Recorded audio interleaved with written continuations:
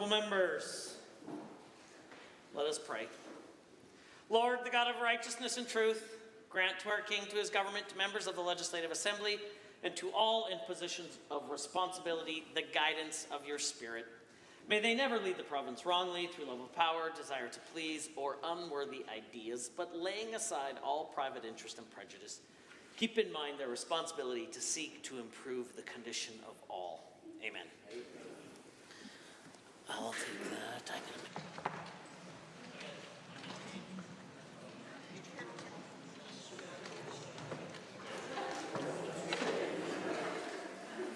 Honorable members, it's a very auspicious day here in the Legislative Assembly of Alberta, where a new tradition has begun. I'm excited to announce that over the last number of months, I have been working very closely with a wonderful Alberta company that many of you will be familiar with, Smith Built Hats.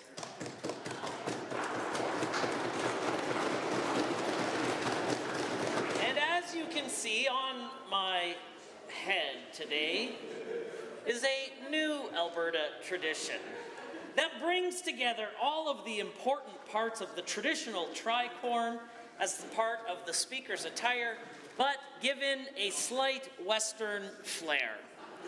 I'm pleased to introduce this uniquely Alberta tricorn that blends the traditions of the hat as a symbol of the speaker's authority with our Western roots intertwining the history of ranching, farming, and the influence of rodeo cultures. Hear, hear.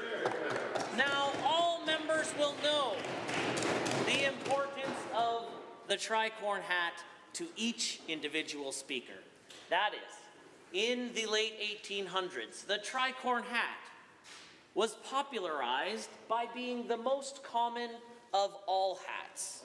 And today, a reminder every day of the speaker's important role to that of the elected representatives and, by extension, the people of Alberta.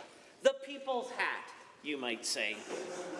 So it's my pleasure to introduce a distinctly unique Alberta tradition to the Legislative Assembly of Alberta. May God bless you and may God bless Alberta.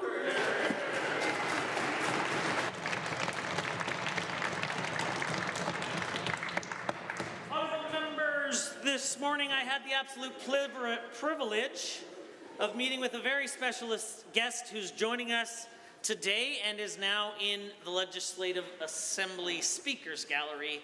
Please welcome Kathy Gehan, the Consul General of Ireland in Vancouver. She's joined by Colm O'Carroll, the Honorary Consul of Ireland in Edmonton, and Kaya Sutherland, the Executive Assistant to the Consul General in Vancouver. Thank you so much for joining us here today. There are so many important relationships that continue to be built and need to be built with the good people of Ireland and the EU. Please rise and receive the warm welcome of the Assembly.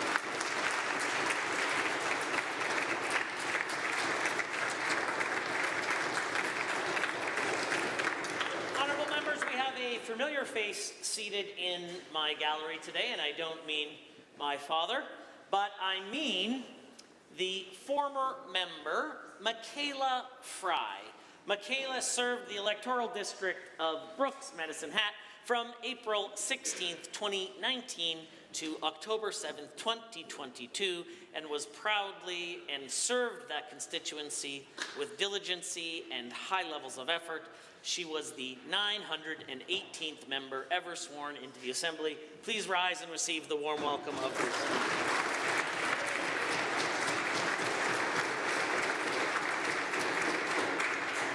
Introduction of guests. Honourable members, the last introduction from me today is a very important person in my life. They basically run my entire life. I very fondly and kindly refer to her as Office Mom. She makes sure that I make it to Edmonton safely, calls me when it's been storming to make sure I've been there and arrived safely. She's a very dear friend of mine, and also my office manager. Together, we've been working for over 13 years together now. I invite Brenda Barrett to please rise and receive the warm welcome of the Assembly.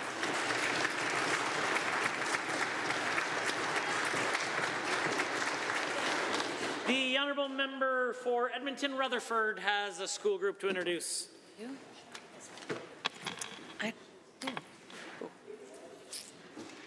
No?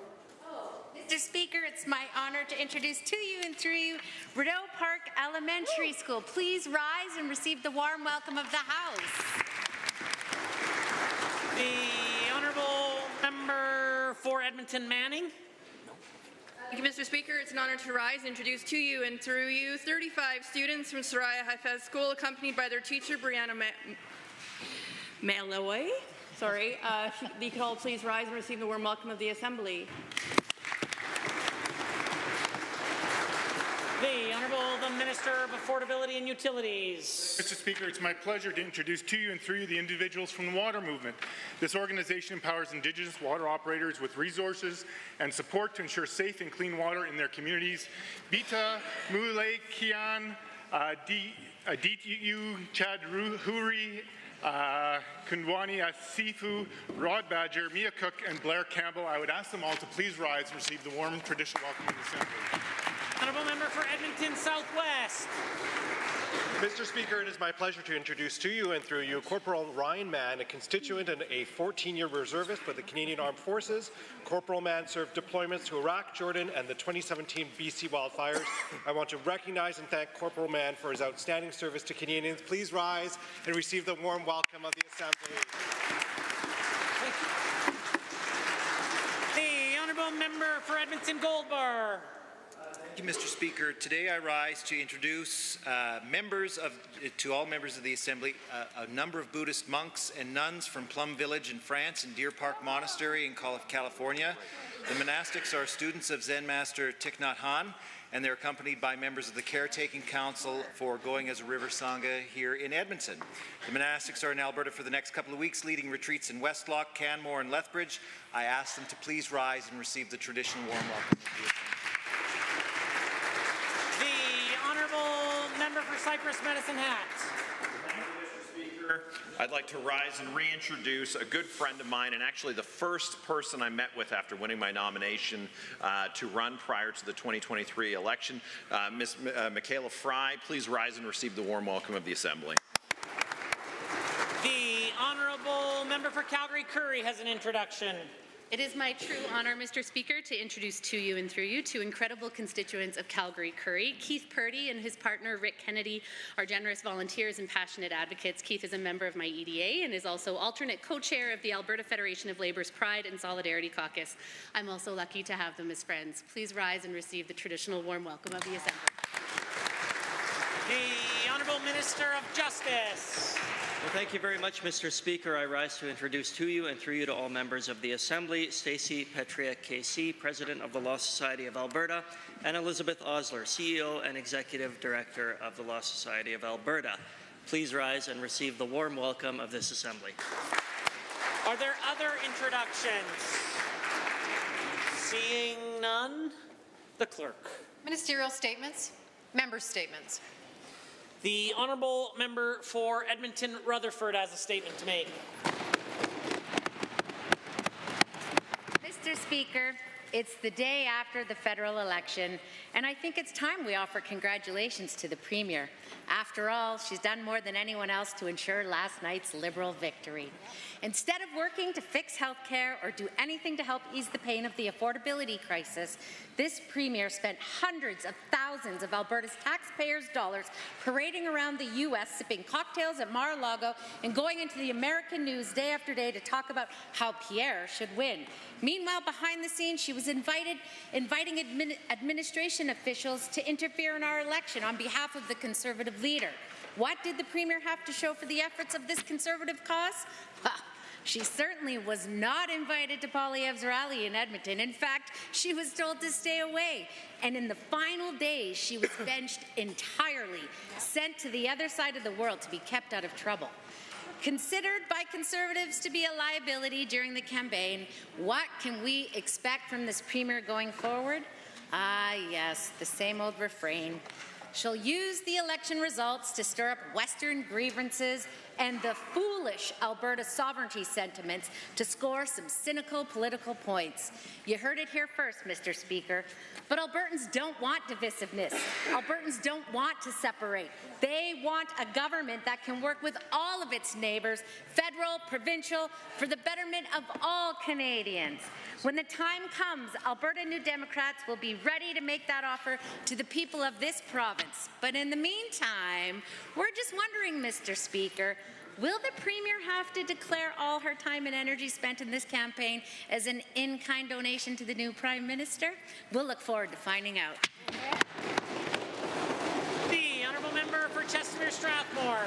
Mr. Speaker, I rise today following the results of last night's federal election, when Canadians re-elected Prime Minister Mark Carney in a Liberal minority government.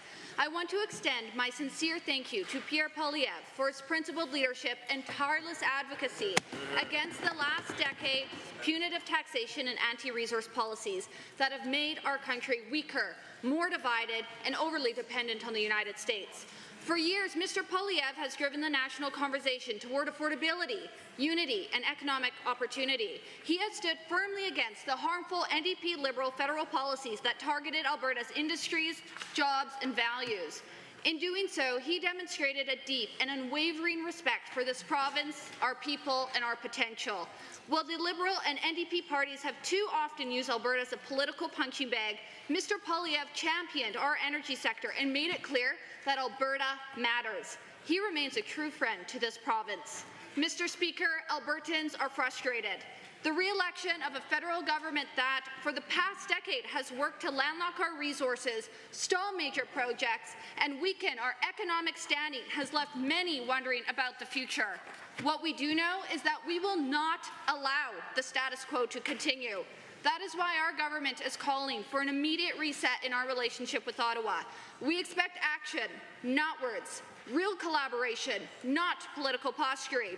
And in the weeks ahead, our province will begin a critical conversation about our future.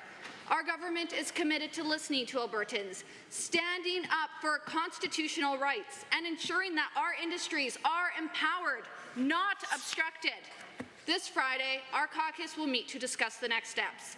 Albertans can be assured that we will always defend their interests and work tirelessly to secure a prosperous future for our province within a united Canada that treats us as a valued and respected partner within Confederation. Thank you. The honourable member for Calgary Falconridge. Thank you, Mr. Speaker. I rise today to condemn the government's ongoing failure in healthcare.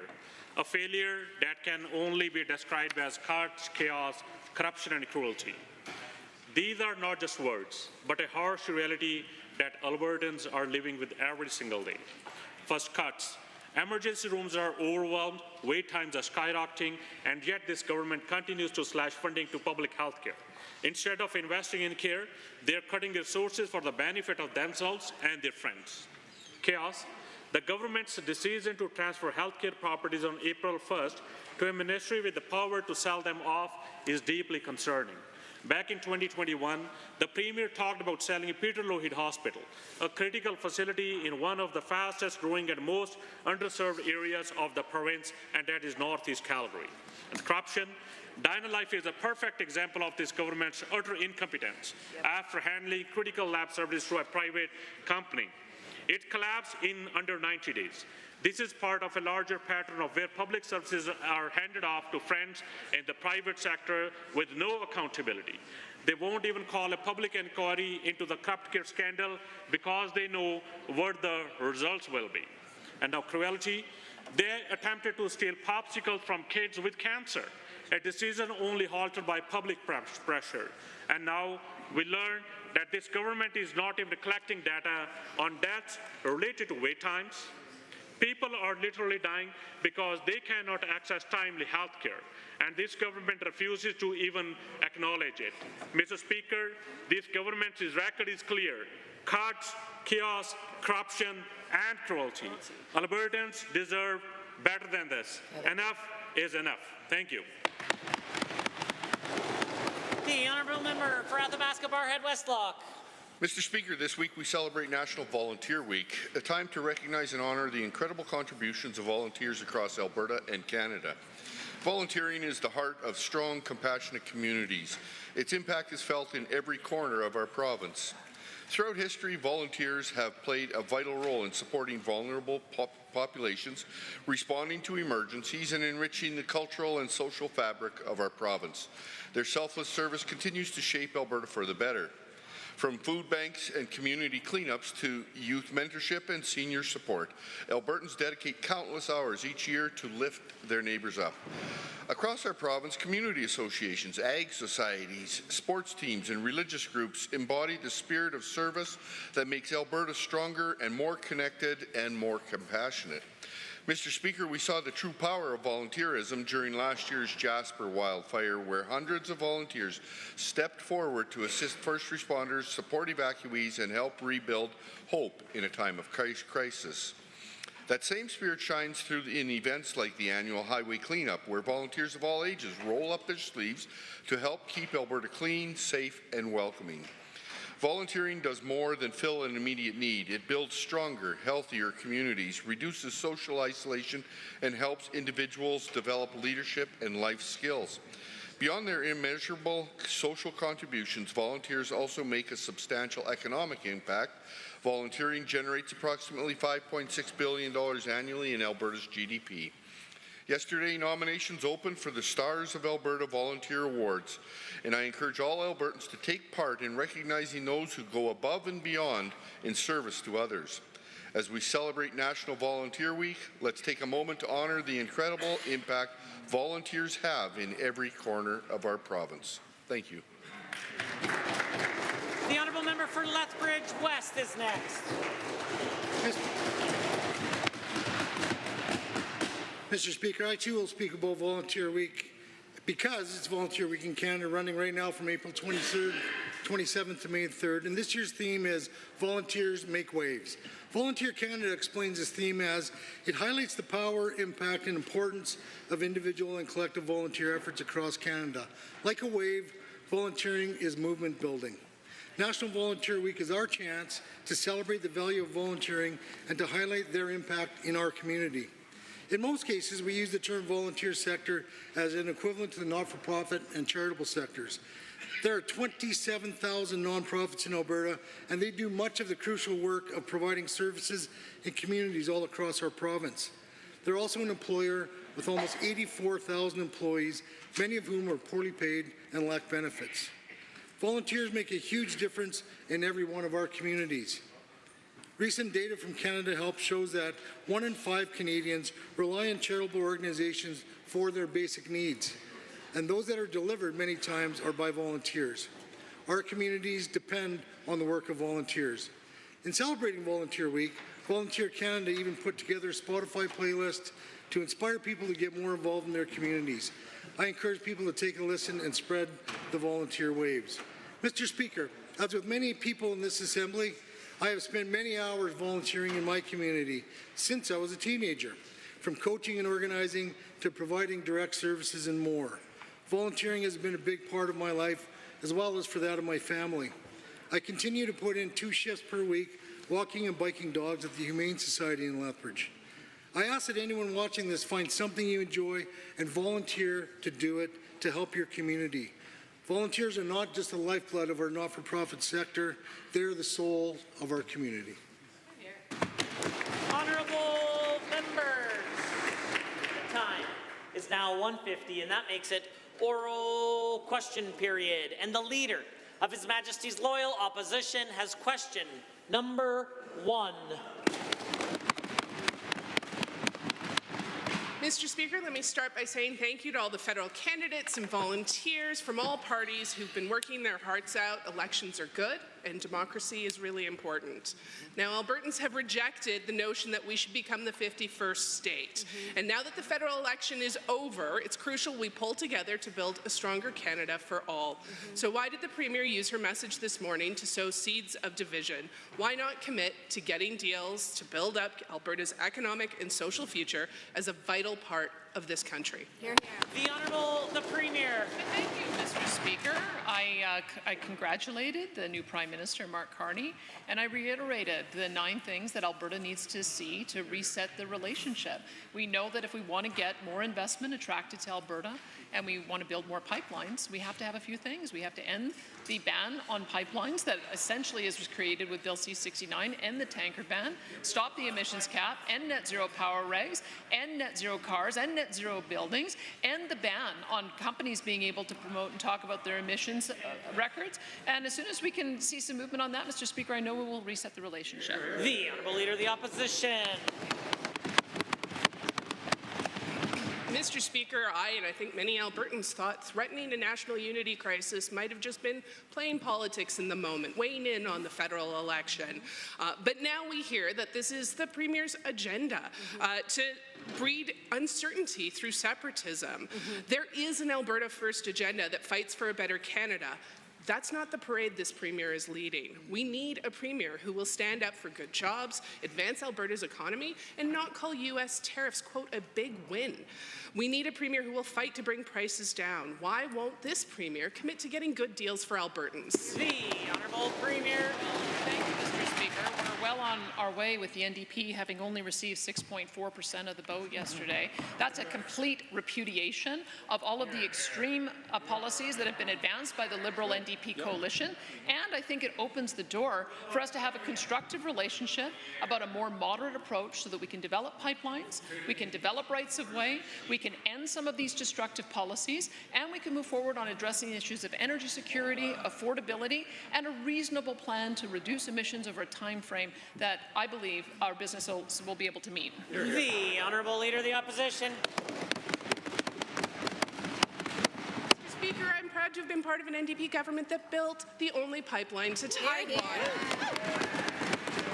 The Premier is happy to complain about everyone else. We see it constantly, but she is the one running up a massive deficit, cutting health care, making life less affordable for our citizens, all the while playing politics and welcoming separatist rhetoric. The country is worth fighting for. We need a Premier fighting to advance Alberta's economy, not one sowing discord for political benefit. When will the Premier finally start getting good deals for all? The Honourable Premier. Well, Mr. Speaker, I remember that as a condition for trying to get this pipeline built by the federal government, which incidentally cost 6 times as much as the private sector would have done it, they sold out Albertans. They sold out Albertans, Mr. Speaker. They brought in a carbon tax, which was so hated, the new Prime Minister had to end it as soon as he came in. They brought in an emissions cap, which the federal government is using as a bludgeon to try to take over federally. And they did an early phase out of coal, which has cost Alberta ratepayers billions of dollars. So, Mr. Speaker, I can tell you our approach is going to be a little bit different. We're going to work with our federal government and hopefully not have to sacrifice Albertans in the process. The Honourable Leader of the Opposition for her second set of questions. Mr. Speaker, private surgical providers like the Alberta Surgical Group got bloated contracts from this government, possibly with political interference involved. These contracts are at the heart of the corrupt care scandal. On February 19th, the Minister of Health said, with the Premier looking on, quote, everything got paused because of the investigations, and rightly so. And the Premier nodded along at that press conference. We understand ASG contracts are up for renewal on April 30th. That's tomorrow. Did the government keep their commitment, or have they renewed the bloated contract with ASG? The Honourable Premier. Thank you, Mr. Speaker. ASG has been providing surgeries on a temporary basis while we are waiting for the Enoch facility to be completed. Because of the investigation, we are going to still have a delay in the completion of the Enoch Surgical Centre, and so the Acute Care Alberta has made the decision to extend the contract for ASG until the report is completed so that we can get the Enoch procedure up and running. The Red Deer and Lethbridge Charter Surgical Centres are on hold. Mr. Speaker, we're not going to cancel thousands of surgeries for knee and hip replacements. We're just not going to do that. The Order, the Leader of the Opposition. So not only did the Health Minister and the Premier tell the public that we were going to pause, AHS actually told the media in February that the agreements were paused while the Auditor General's review is underway. Newsflash, still underway now. Why didn't the government take 2 months and make sure we had more hospitals doing these surgeries? Why not support public health care during this scandal? Why would the government renew these supposedly paused contracts while the Auditor General's review under the corrupt care allegations is still underway? Honourable Premier. Mr. Speaker, we've given $3.5 billion more to AHS, and they're doing fewer surgeries today than they were 6 years ago. That's the reason why we're using charter surgical centers, because when you pay a facility on the basis of the surgeries they perform, they find a way to do it more efficiently. A surgical block of time in hospitals, you're lucky if you can get 4 surgeries completed. A surgical block of time in a charter surgical center, 8 to 10. That's the reason why we've been able to reduce the backlog, increase the number of surgeries, and we're going to keep doing it, Mr. Speaker. The Honourable Leader of the Opposition. Government tied the public health care system's hands behind their back and then told them to try and do more. There's no reason for the government to award renewed contracts while mired in the middle of a scandal. Albertans need these vital surgeries. Invest in public hospitals. Hospitals have been deprived of the basics, like anesthesiologists to do surgeries. And this government said that while they were paused on awarding of further contracts, they would do that for a review. Why would the government renew potentially bloated contracts to ASG or any other private surgical provider under this scandal? Wait for the investigation. The Leader of the Government. Thank you, Mr. Speaker. Well, we can do both. We can continue contracting with charter surgical centers, as we have done, as the members opposite did. The members opposite also had 40,000 surgeries that were done under charter surgical centers. We've managed to see an increase of 25% in charter surgical center treatments. But at the same time, we have our Alberta Surgical Initiative. We're spending $331 million to expand the number of surgeries that are being done in public hospitals. We can do both, Mr. Speaker. We've got a lot of people who we need to reduce the backlog for, and we're going to do it. The Honourable Leader of the Opposition for a third set of questions. Mr. Speaker, Alberta is facing a measles outbreak like we haven't seen in a generation. As of yesterday, 159 cases. More infections are spreading for this preventable disease. The Premier has spoken of active case counts, but those past the communicable phase of this disease are still at personal health risk. So the total counts do matter a lot.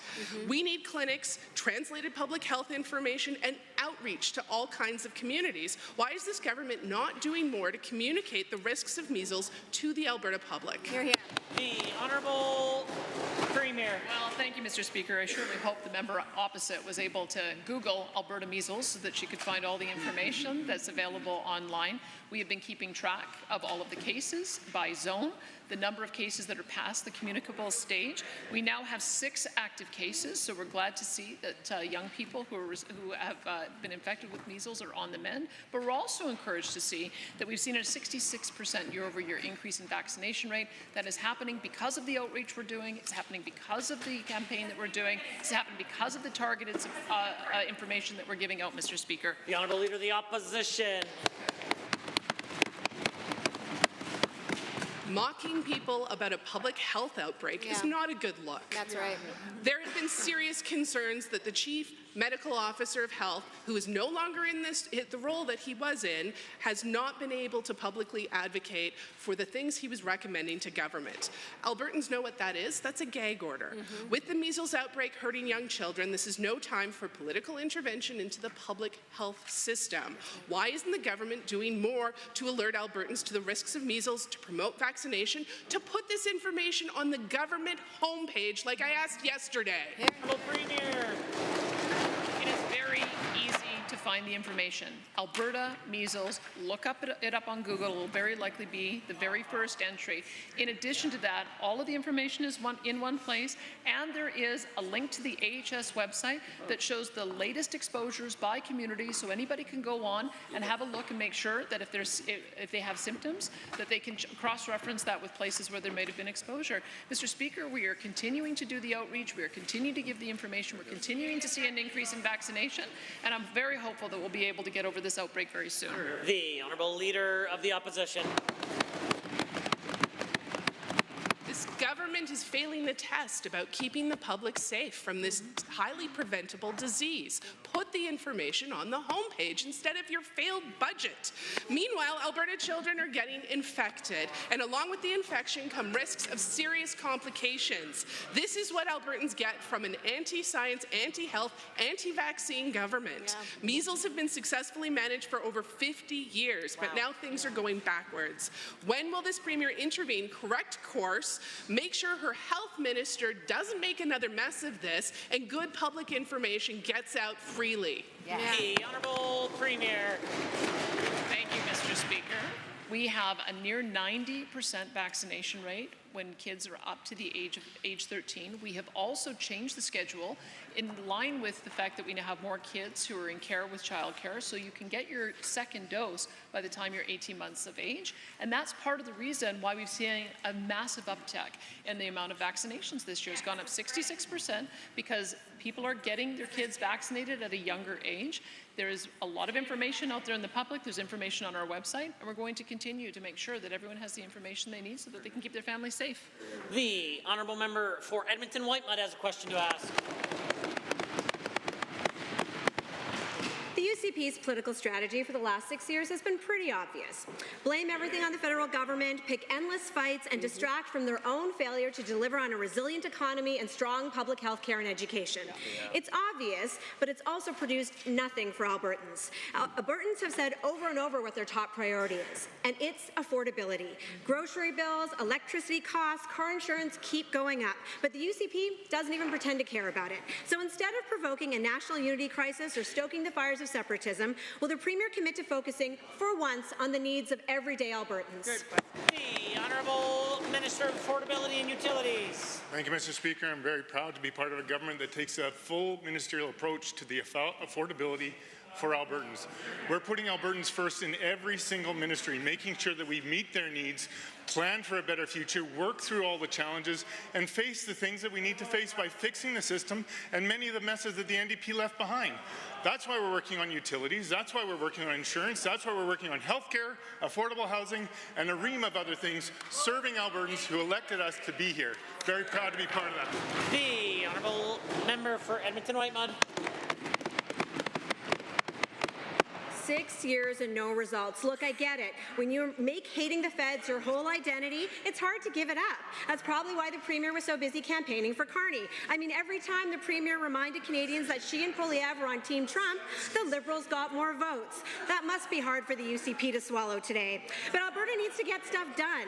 We need national consensus to build new energy projects, and the only party that's built pipelines to Tidewater are the Alberta NDP. So will the Premier admit it's time to give up bad habits and focus on getting deals to support Alberta's economic future as part of a strong and united Canada?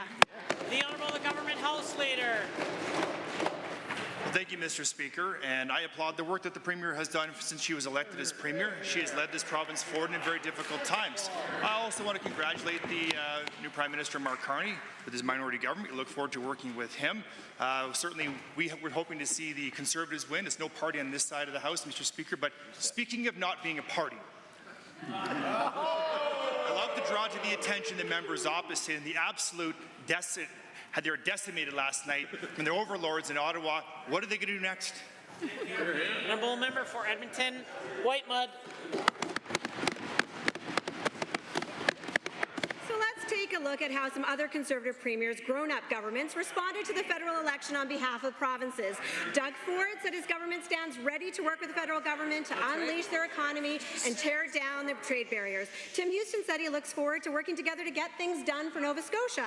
But this premier, she didn't even mention internal trade barriers or jobs or investment, just separatism. Why can't the premier set aside her partisanship, reset the relationship she's worked so hard to destroy, and make Alberta and Canada a united economic powerhouse?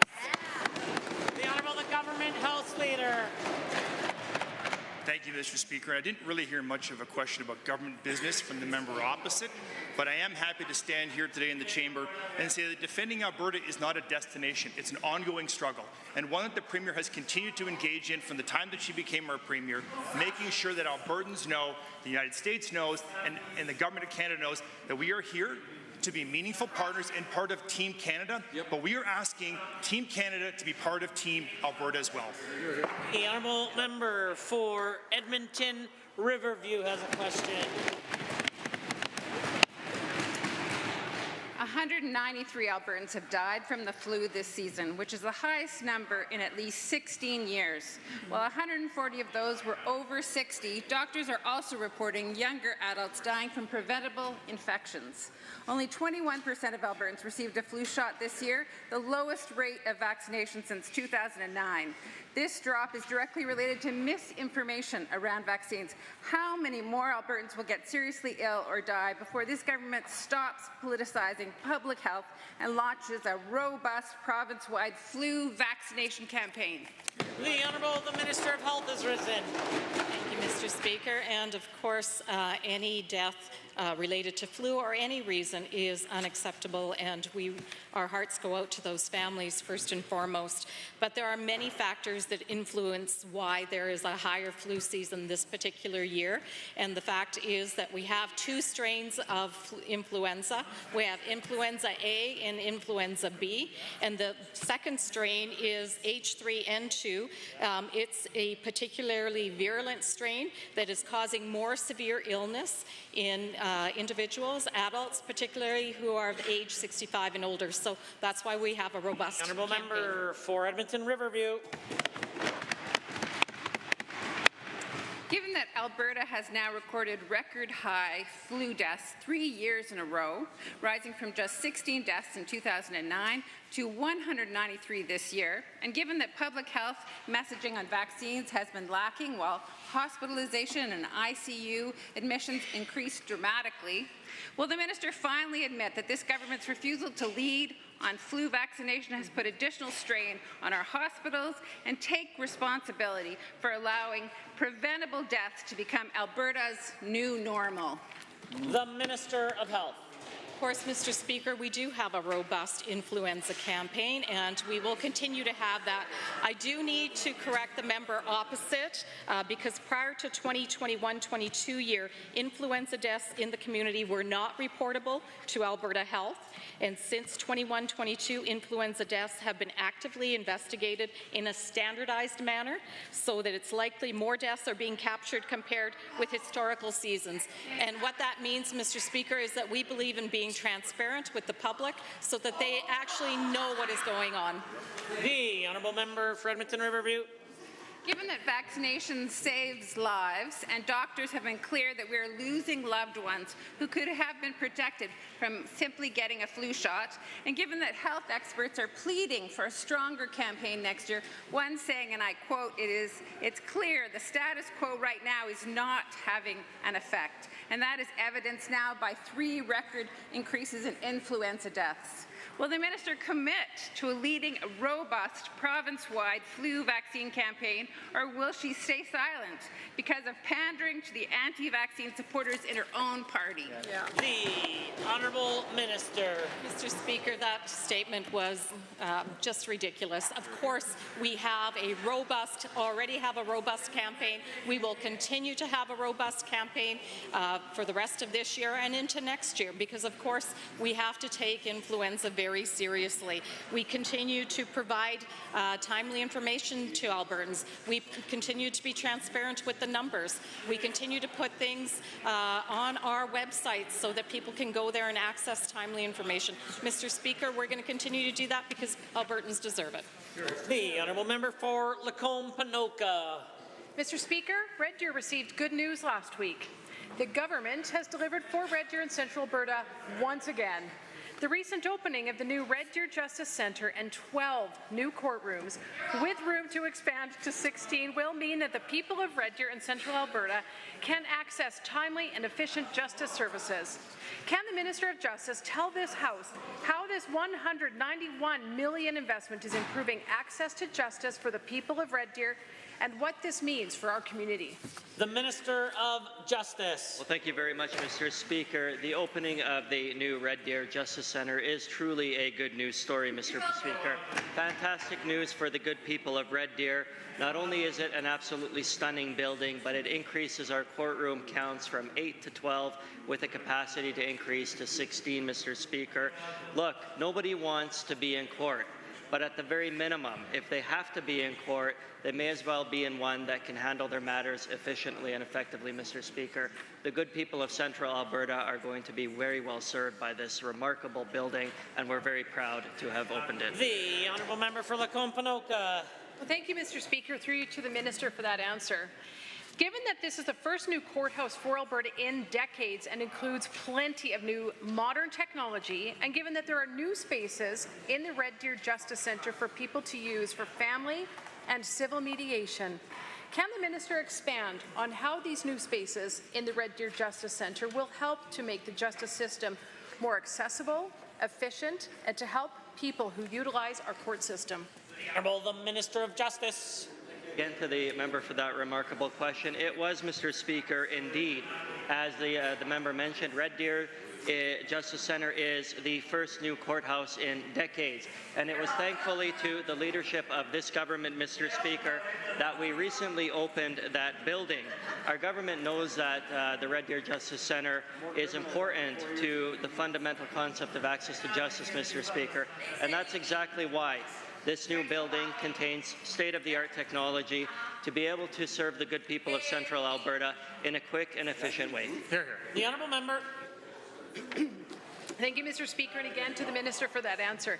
Given that this new facility is over 300,000 square feet and more than 3 times the size of the previous courthouse, given that there are justice programs for people taking alternative approaches to the traditional courtroom trial process for Indigenous people and Alberta's long-standing drug treatment program, can the Minister speak to how these alternative approaches to justice will support reconciliation and help people who are struggling with addiction? Good question. Minister of Justice. Well, thank you very much, Mr. Speaker. Apart from the bigger space, more courtrooms and new technology, the Red Deer Justice Centre has dedicated space for people who are taking alternative approaches to the traditional courtroom trial process.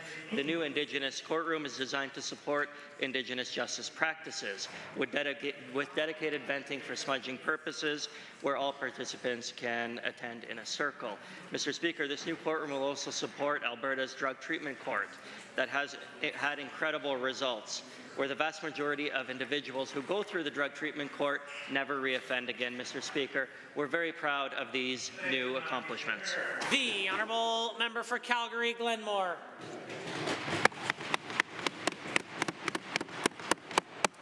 Mr. Speaker, the polluter pays principle is simple and clear. If you make a mess, you clean up after yourself. That's what I tell my kids every day. The Premier told us that her mature asset strategy will uphold the polluter pays principle. The Premier previously lobbied for R-Star. The Energy Minister's mandate letter refers to incenting reclamation, and the Premier's mature asset strategy report fails to mention the polluter pays principle even once. Why has this government stopped supporting polluter pays? The Honourable Minister of Energy and Minerals. Thank you for the question, Mr. Speaker. I do appreciate it. I'd like to let the member know firsthand that, as I have repeated time and time again in this House and outside the House, Albertans will not be responsible for the pollution of others, and we've been cleared, Mr. Speaker. We will clean up our mess. We will continue to clean up our mess, just like Albertans cleaned up the mess of the NDP by kicking them out and firing them and hiring us, Mr. Speaker. We're going to make sure that industry pays for the mess they make and that Albertans live in the best place in the world to work, live, and play. Here, here. The order, the Honourable Member for Calgary-Glenmore. Given that the strategy fails to define what a mature asset is, yet it includes Crown corporations, not one, but two, Harvestco and Closureco. And given their plan backs away from polluter pays principle and instead backstops the scheme with public dollars, and given that I've never seen a government so obsessed with Crown corporations like this one, how much money did the Premier put aside for her two new Crown corporations, Harvestco and Closureco? The Honourable Minister of Energy. Mr. Speaker, we engaged extensively with landowners, with industry, with environmental groups. We found the right balance, Mr. Speaker. No public money will be used to clean up the mess of others. And I understand why this other side and the members are a little testy today.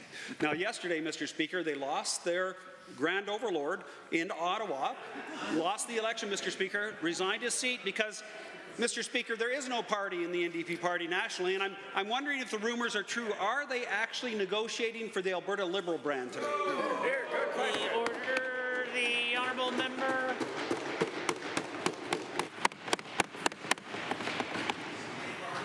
Given the rural municipalities of Alberta said the engagement process was, quote, problematic in multiple ways, the flaws in the process directly contribute to the questionable credibility of the final report. And given the UCP consultations were conducted behind closed doors with a lack of diverse stakeholders, RMA said, quote, the environmental sector, gas co-ops, the renewable energy industry, multiple arm's-length government agencies, and organizations representing the broader public interest, end quote, were left all out. Why should anyone trust the UCP will not leave this mess for Albertans? The Honourable Minister.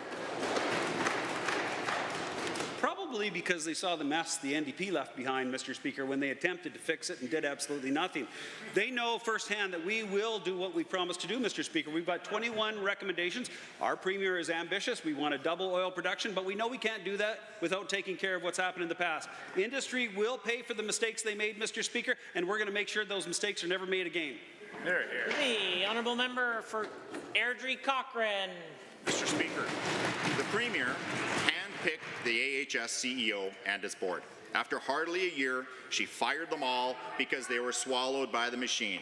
This was a 7-person board containing 3 deputy ministers and the Premier's health guru, former Minister Lyle Olberg. Yet, this Premier lost their confidence. Mr. Speaker, the board was fired because they resisted putting Andre Tremblay at the helm of AHS. To the Premier, is it not a conflict of interest to have the Minister of Health and her former deputy overseeing an investigation in which both are implicated? The Honourable Minister of Justice. Well, Mr. Speaker, thank you to the honourable member for that question. The Minister of Health is not overseeing the investigation. The Auditor General's office is overseeing the investigation. The former Chief Justice from the Provincial Court of Manitoba is overseeing an investigation, Mr. Speaker. Those investigations are independent, and there's a reason for that, Mr. Speaker, to maintain the independence and integrity of those investigations. Unlike the opposition, who do not want to give these investigations a chance to complete, Mr. Speaker, we're prepared to wait and see what the investigations tell us. The Honourable Member for Airdrie Cochrane. Mr. Speaker, given the AHS board fully supported their CEO and her probe into potential corruption, and given they backed her investigations into both Tylenol and surgical facilities, and given this UCP government ordered a directive to halt those inquiries, and given the AHS board received advice from 4 independent lawyers advising them to turn over all documents to the AG and police, and given they were terminated immediately after submitting those records, to the Premier, why not come clean as to why you really needed to fire the board? The Honourable Minister of Justice. Mr. Speaker, the materials that have been furnished to the AG now number into the 13,000 or more, Mr. Speaker. There has been full cooperation with the Auditor General. We have been working directly with the Auditor General's office to make sure that the interviews are being facilitated, that document production is being facilitated. Mr. Speaker, everything that we need to be doing to be working with the Auditor General to facilitate the investigation is Honourable Member for Airdrie Cochrane. Mr. Speaker, given the hand-picked AHS board and its CEO were performing their fiduciary duty to investigate wrongdoing, and given this government refuses to do the same, and given the so-called independent investigation by the UCP is meant as a shield for self-preservation, and given I warned caucus that supporting a whitewashed report that is later proven false by the Auditor General and the RCMP will make you culpable in a cover-up, to the Premier, are you seriously going to stick to the same story under oath when questioned by the AG or the RCMP? The Honourable Minister of Justice. Mr. Speaker, on this side of the House, we would not presuppose the investigation of an independent office that is conducting that investigation, Mr. Speaker. I would direct the honourable member to take a look at the Statement of Defence, which outlines the government's position very clear. Mr. Speaker, the Auditor General is conducting an investigation into the process. We're going to let that process unfold. We're going to wait to see what the results of that investigation are, and if necessary, we'd be happy to take action. The honourable member for Airdrie Cochrane. Speaker, on January 27th, the AHS board met to discuss concerns of potential corruption and the implementation of Andre Tremblay as CEO. During that meeting, 3 deputy ministers were asked to leave if they could not hold the confidence of the room. The Deputy Minister of Mental Health and Addictions remained. Of those attending board members, 1 informed the minister of their ongoing discussions. To the Minister of Health, what request did you make of the AHS board upon feeling compelled to call in and interrupt their meeting? The Honourable the Minister of Justice. Well, again, Mr. Speaker, we're working with the independent offices that have been tasked and created, in fact, to conduct these investigations, with providing them all of the information necessary to be able to review the procurement practices of AHS, to review the allegations made in the statement of claim, and to review the overall processes to see if anything was untoward, Mr. Speaker. Once those investigations take place and the results come forward, which are going to come forward here very soon, Mr. Speaker, this government will be able to take action. The honourable member for Airdrie Cochrane. Mr. Speaker, given it was reported to me that during the AHS board meeting on January 27th, members expressed apprehension with Andre Tremblay becoming CEO, and given their concerns stemmed from evidence provided of potential interference, and given 4 independent lawyers advised board members to submit all materials to the Auditor General and Police, and given the Minister of Health reportedly called into that meeting demanding that they not heed Council's advice. To the Minister of Health, please deny again that the AHS CEO and board were not fired to control information. The Honourable the Minister of Justice. Mr. Speaker, when it comes to the reasons for the AHS CEO's termination, that is well outlined in the Statement of Defence, which is available publicly for all Albertans to see, Mr. Speaker. We have relied on the facts contained in the Statement of Defence to support our position. We will defend our position vigorously, Mr. Speaker, and we'll see what the court has to say about that. The Auditor General is conducting its own investigation. We're happy to facilitate and cooperate with all the materials they need, Mr. Speaker. The former Chief Justice of Manitoba is conducting an independent investigation. We're working with that office as well. We're looking forward to see the results. The honourable member. Speaker, given on or about January 29th, the AHS board submitted information to the Auditor General.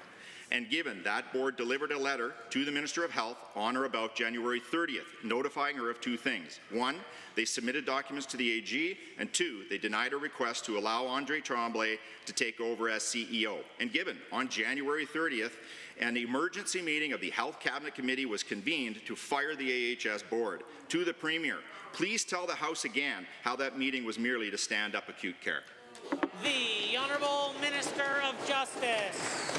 Mr. Speaker, once again, the reasons for the termination of the former AHS CEO are well articulated in the Statement of Defence. It is very detailed. It is clear. There are very articulable reasons as to why she was terminated, Mr. Speaker. We'll stand behind those reasons. We will defend the allegations made in court vigorously, Mr. Speaker, and we will allow the court to make that decision in due course. The order, the honourable member for Sherwood Park.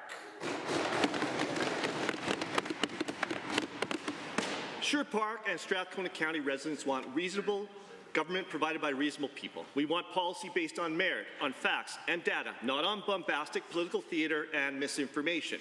If the Premier has an idea, she should run it by the people of Sherwood Park. But she won't, because she knows that 86% of the people of Sherwood Park support keeping the RCMP. Can the Premier explain why she refuses to listen to the people in Sherwood Park and wants to replace the RCMP with an Alberta provincial police force? The Honourable the Deputy Premier, the Minister of Public Safety. Mr. Speaker, we have told all municipalities within this province that the choice is theirs. We allow those municipalities to have their own choice. If the choice of the Sherwood Park is that they wish to continue with their police jurisdiction, with their contract service provider, they certainly have the choice to do that. Because on this side of the House, we believe in choice. We believe in giving options for people in rural Alberta to decide what is going to meet their needs in their community. Sherwood Park. Given that the UCP dumped the notion of an Alberta provincial police force just 2 years ago because it's a very unpopular idea, given we were all relieved when the Premier did not put this bad idea in the mandate letters of any ministers, and given the Premier said she would ask Albertans this question by referendum, why is the government legislating an Alberta provincial police force to replace the RCMP? The Honourable Minister of Public Safety. Mr. Speaker, we have said time and time again that we are augmenting and supporting police all throughout this province, whether it be the City of Calgary, whether it be the City of Edmonton, whether it be police all throughout the province of Alberta. We have requests regarding our scan teams, we have our fugitive apprehension teams. These are officers that are already performing police-like functions. Mr. Speaker, I'm not entirely sure why the members opposite are opposed to fairness in employment for people that are doing the job as police officers so that they can actually be treated as police officers fairly. The Honourable Member for Sherwood Park. Given that bad ideas never go away from the UCP, like their terrible plan to bring coal mining back to the Eastern Slopes or taking Albertans out of the CPP, given that trading the Mounties for a risky new UCP police force will undermine the safety in our communities and likely result in more bloated contracts to their friends and insiders. How possibly will creating a new police service make Sherwood Park safer when it's not going to add an additional police officer or social worker to our force? The Honourable Minister. See, Mr. Speaker, first of all, I completely reject the premise of that particular question. First Nations group says calls for service can have a response time of up to 6 days, Mr. Speaker. Another First Nations group says to me the levels of service and response times are absolutely inadequate to protect our members. We actually live with the reality that a call for help just won't be answered, Mr. Speaker. That is the reality of people in rural Alberta. That is the reality that our First Nations communities are facing right now. And if they're not going to stand up for rural Alberta and they're not going to stand up for First Nations communities, on this side of the House, we will. The Honourable Member for Drayton Valley, Devon. Mr. Speaker, rural communities across Alberta are not immune from the problems caused by addiction, poverty, and access to recovery services. While Budget 2025 has made important investment in mental health and addiction care, people in the rural areas still face challenges accessing these services due to the long travel distances and smaller local support. Can the Minister of Mental Health and Addictions please explain what plan the government has that will focus on rural areas to help prevent substance abuse and support long-term recovery in rural Alberta? The Honourable Minister of Mental Health and Addiction. Well, thank you, Mr. Speaker, and to that member for the question. And the truth is, every single Albertan deserves an opportunity at recovery if they suffer from addiction, and that includes rural Albertans. In my constituency and his, and I want to thank the member for his warm welcome when I came to his constituency recently. And coming out of that, we saw the need for more addiction treatment spaces in Drayton Valley, and we included a $300,000 grant for Opportunity Home within Drayton Valley because of the good work that they're doing there as a grassroots organization. And of course, we're continuing to invest in virtual opioid dependency program across this province, or same-day access to immediate evidence-based health care for those suffering from addiction, not least of which also compassionate intervention across this province coming soon. Honourable Member for Drayton Valley, Devon. Thank you, Mr. Speaker. Given the recovery from addiction is about both treatment and rebuilding a stable life, and given that rural Albertans coming out of recovery programs often face barriers like unemployment and lack of basic supports, to the Minister of Seniors, Community and Social Services, what is the government doing to help rural Albertans to move from recovery into the steady work, safe housing, and being part of their communities again? The Honourable the Minister of Seniors, Community and Social Services. Thank you, Mr. Speaker. In this budget, we're spending $185 million on employment supports, Mr. Speaker, to help people get back to work. About $185 million more than the NDP spent. About $9 billion with our partners on housing, creating thousands of units of housing, Mr. Speaker. And as I've already said, the NDP basically made none. And we're spending billions of dollars on income supports, Mr. Speaker, to be able to make sure people have jobs and to be able to make sure they have support as they transition out of addiction treatment, Mr. Speaker. And of course, Mr. Speaker, we indexed AISH. We're the only government who did that. Unfortunately, the NDP spent $0 on AISH. The honourable member for Green Valley Devon. Thank you, Mr. Speaker. Given that it is very important that rural Albertans can get services close to home that match the needs of their communities, and further given that youth programs, recovery supports, and treatment centers should be planned with rural needs in mind. To the Minister of Mental Health and Addiction, how is the government helping to grow recovery centers and local prevention programs in rural Alberta? The Honourable Minister of Mental Health and Addiction. Again for the question and the advocacy of that member, which is terrific. We need more addiction recovery space across the province. We've added 10,000 since this government came into power in 2019 for treatment spaces across the year. We're adding 700 new one-year-long high-quality treatment across the 11 recovery communities, vast majority of which are in rural Alberta. I'll add members opposite Empower did not add any seats for addiction or treatment spaces at all, never mind recovery-focused approach. And of course, we're going to have 50 beds north and 50 beds south across Alberta for compassionate intervention so that every single community has access to life-saving care if somebody's a danger to themselves or others, Mr. Speaker. Member for Edmonton McClung. Mr. Speaker, the Minister of Transportation is willing to intervene in municipal transportation to restrict the travel choices of Albertans, but when it comes to increasing the freedom of some Albertans to travel, he's not interested. For example, the freedom of rural Albertans with disabilities to access public transit. A 2023 Humphrey Centre report recommended that the UCP government implement province-wide standards for public transportation to address the needs of people with disabilities. What was the Minister's response? Crickets. Why is the government willing to restrict some Albertans' freedom to travel but not willing to enforce mobility rights of people with disabilities? The Minister of Transportation and Economic Corridors. Thank you very much, Mr. Speaker. And to the member opposite, last week I was actually in Edmonton talking to Edmontonians about the issues that they were having on bike lanes, Mr. Speaker. On 132nd Avenue, I think it's near his riding, where there was 4 main lanes that are being restricted by the City of Edmonton with $100 million, Mr. Speaker. There's 6 schools in that area. The main arteries that we have our provincial road network, the hundreds of millions of dollars that are going into provincial roads that actually add lane capacity to actually reduce traffic congestion in the City of Edmonton. We have to be on the same page with the City of Edmonton, and that's something that we'll continue to work on. The Honourable Member for Edmonton McClung. Let's talk about people with disabilities, Mr. Speaker. Given that transportation options in smaller communities are too often non-profit organizations which must beg for government grants, and given that billions are rightfully being invested in urban public transit projects in Calgary and Edmonton, and given that Albertans with disabilities have a right to public mobility just like anybody else in the province, why is the government unwilling to even study the possibility of a provincial bus transportation network that would give rural Albertans, including those coping with disabilities in every corner of our province, access to the same right to public transportation that the minister supports in urban Alberta? The Honourable Minister of Transportation. Well, Mr. Speaker, as an MLA from rural Alberta, I obviously understand the issues that we have.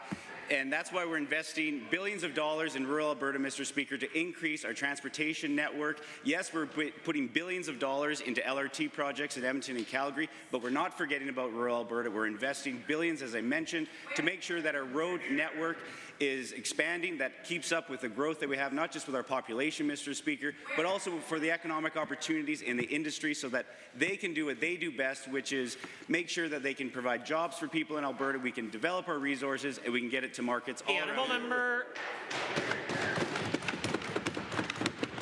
Given that Albertans with disabilities need access to public transportation that actually accommodate their daily needs, and given that much of rural Alberta is a public transportation desert since Greyhound left in 2018, given that the 2023 Humphrey Centre recommended government support for intermunicipal and rural transportation for the 1 in 5 Albertans living with disabilities, when will the minister act on this recommendation to provide disabled Albertans a province-wide public transportation system that satisfies their needs to so they can exercise their right to fully participate in Alberta life? Show me $1 you spent that way. The Honourable the Minister of Seniors, Community and Social Services. Mr. Speaker, we just invested just the other day another $3.5 million to help the aging Alberta, to help people facing disabilities with transportation.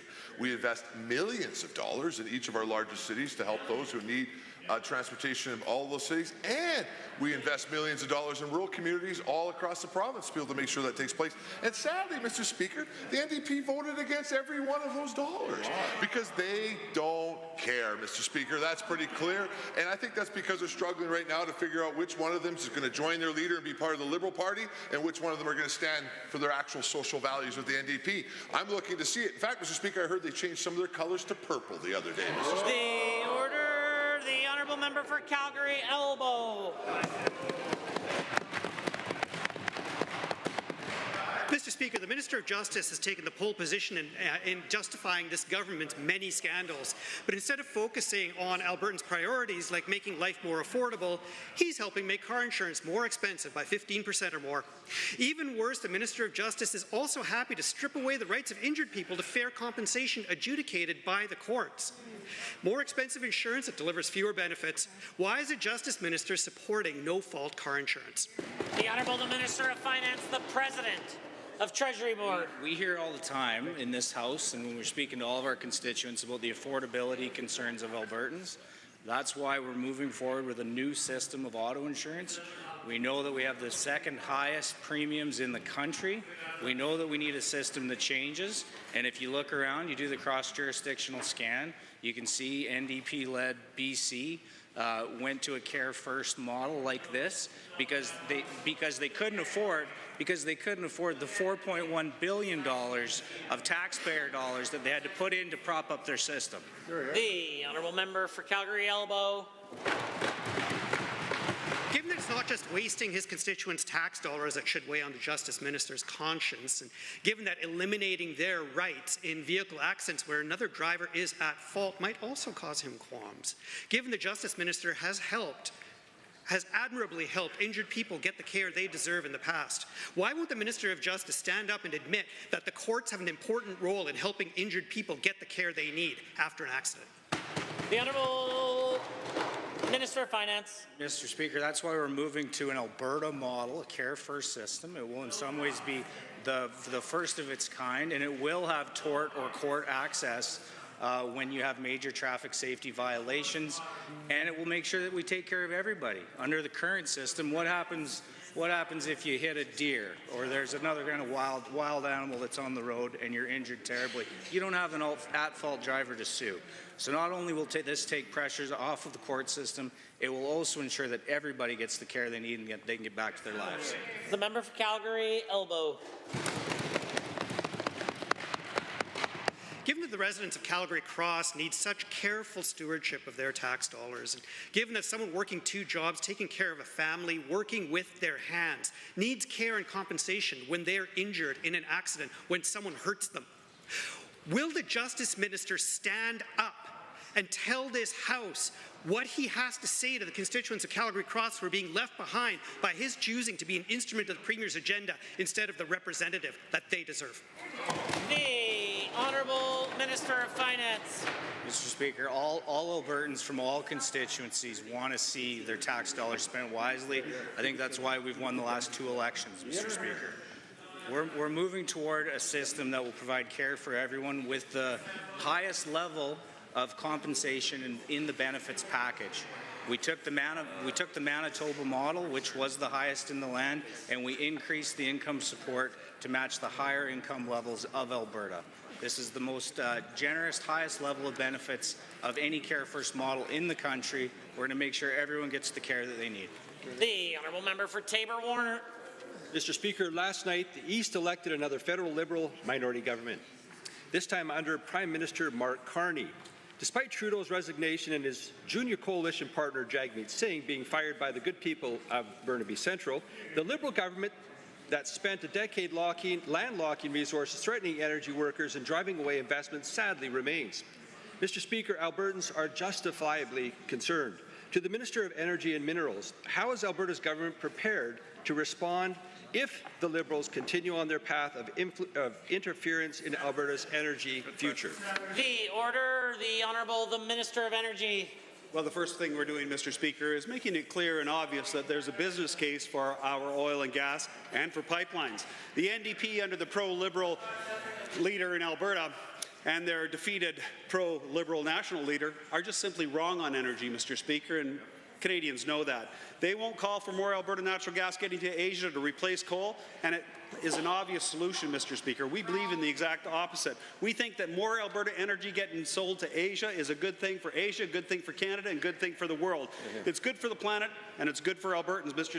Speaker, but the Liberal NDP coalition doesn't want it. The Honourable Member for Taber-Warner. Thank you, Mr. Speaker, and thank you to the Minister for that response. Given that the federal government appears poised to continue pushing harmful initiatives like so-called clean electricity regulations, the emissions cap, and a net zero vehicle mandate, and given the serious economic risks these policies pose to Alberta families and our economy, again to the Minister of Energy and Minerals, what are Alberta's priorities as we prepare to engage with the re-elected Liberal government? Good question. Honourable Minister. Speaker, we're working hard to grow our energy industry by doing exactly the opposite of what the NDP and the Liberal coalition have been doing. Our Premier has called for a doubling of the oil and gas, Mr. Speaker. It's an ambitious agenda, and we're going to do exactly what she's asked. Albertans want it, Albertans expect it, and it's better for the world. We're talking to all the pipeline companies to improve pipeline efficiency and egress. We're asking oil and gas producers to increase their capital investments right here in Alberta. We want a growing energy industry that will employ a lot more Albertans. We reject the keep-it-in-the-ground policies of the NDP and the Liberals, Mr. Speaker, and we always will. The Honourable Member. Thank you again, Mr. Speaker.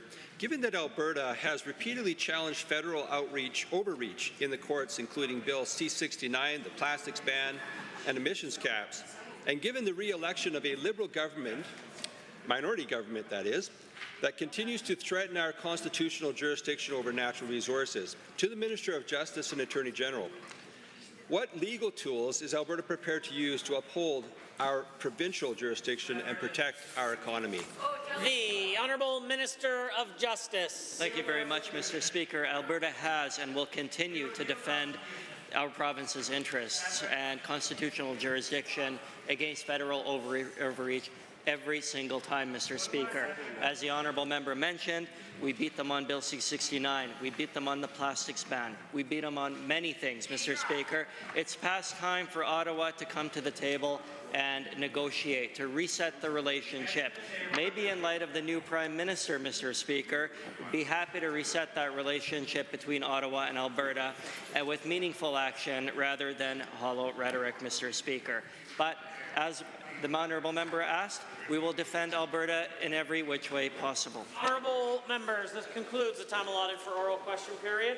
In 30 seconds or less, we will continue with the remainder of the daily routine.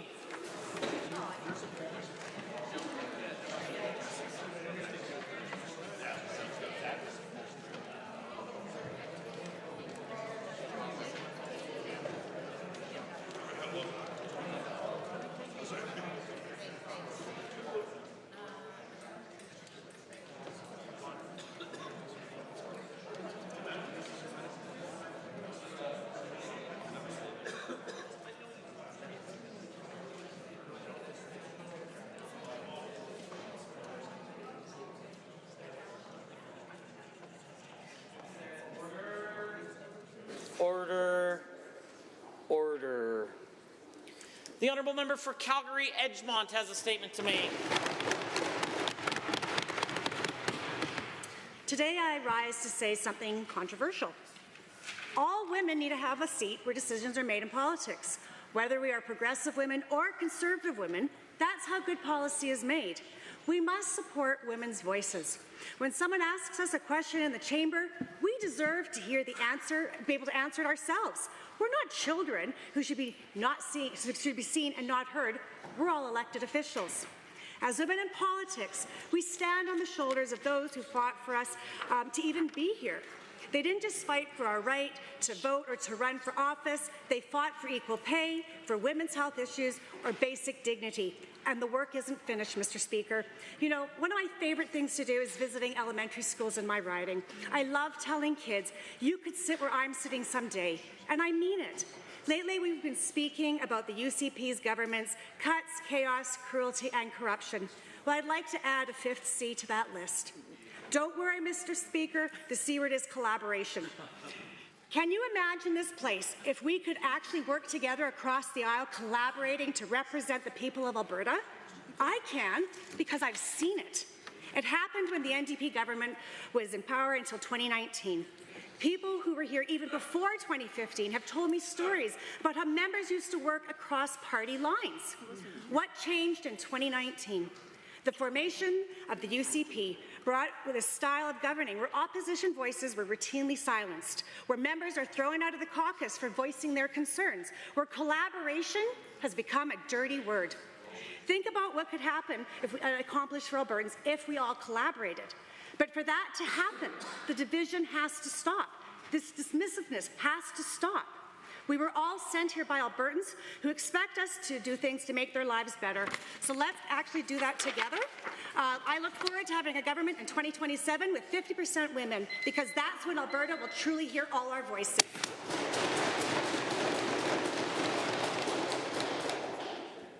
Reports by standing and special committees. Presenting petitions. Notices of motions. Introduction of bills. The Honourable the Minister of Justice.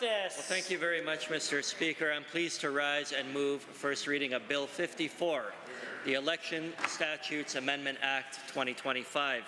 The proposed amendments would deliver on my mandate to review the legislation and recommend changes to strengthen public trust in the integrity of our elections and other democratic processes.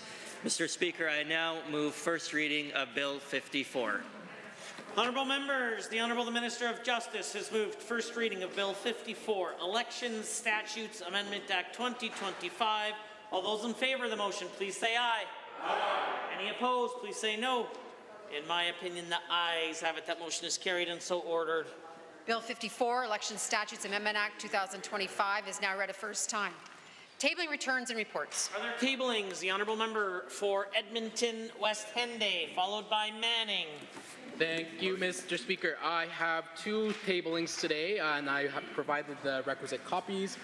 First is an article by Chief Kelly LaRocca from the Mississaugas of Scugog Island titled Ontario's iGaming Market Will Hurt First Nations and Others, which talks about a similar situation in Ontario that Alberta is following with Bill 48.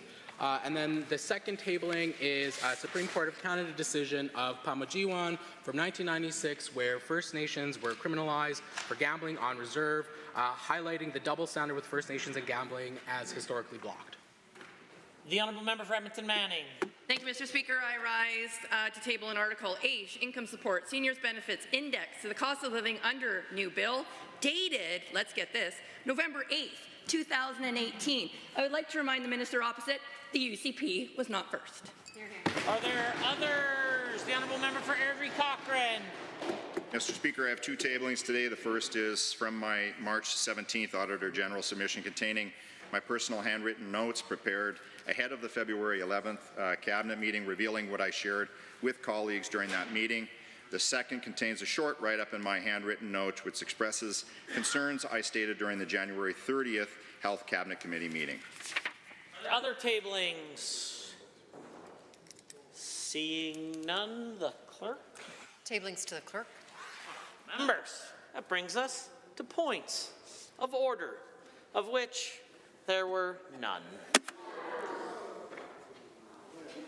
Orders of the day, orders du jour. Committee of the Whole.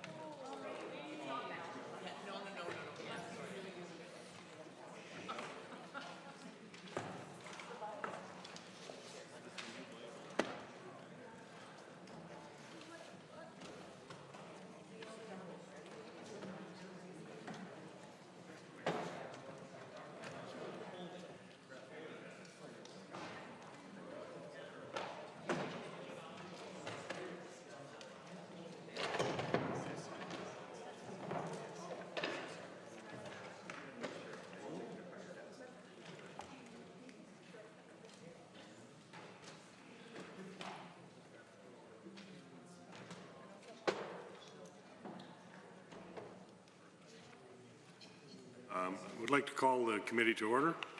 The Committee of the Whole has under consideration Bill number 48, the iGaming Alberta Act.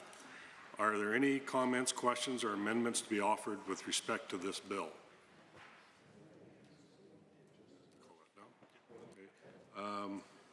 Sorry. Where are you? Edmonton West Henday. Go ahead. Thank you, Mr. Chair.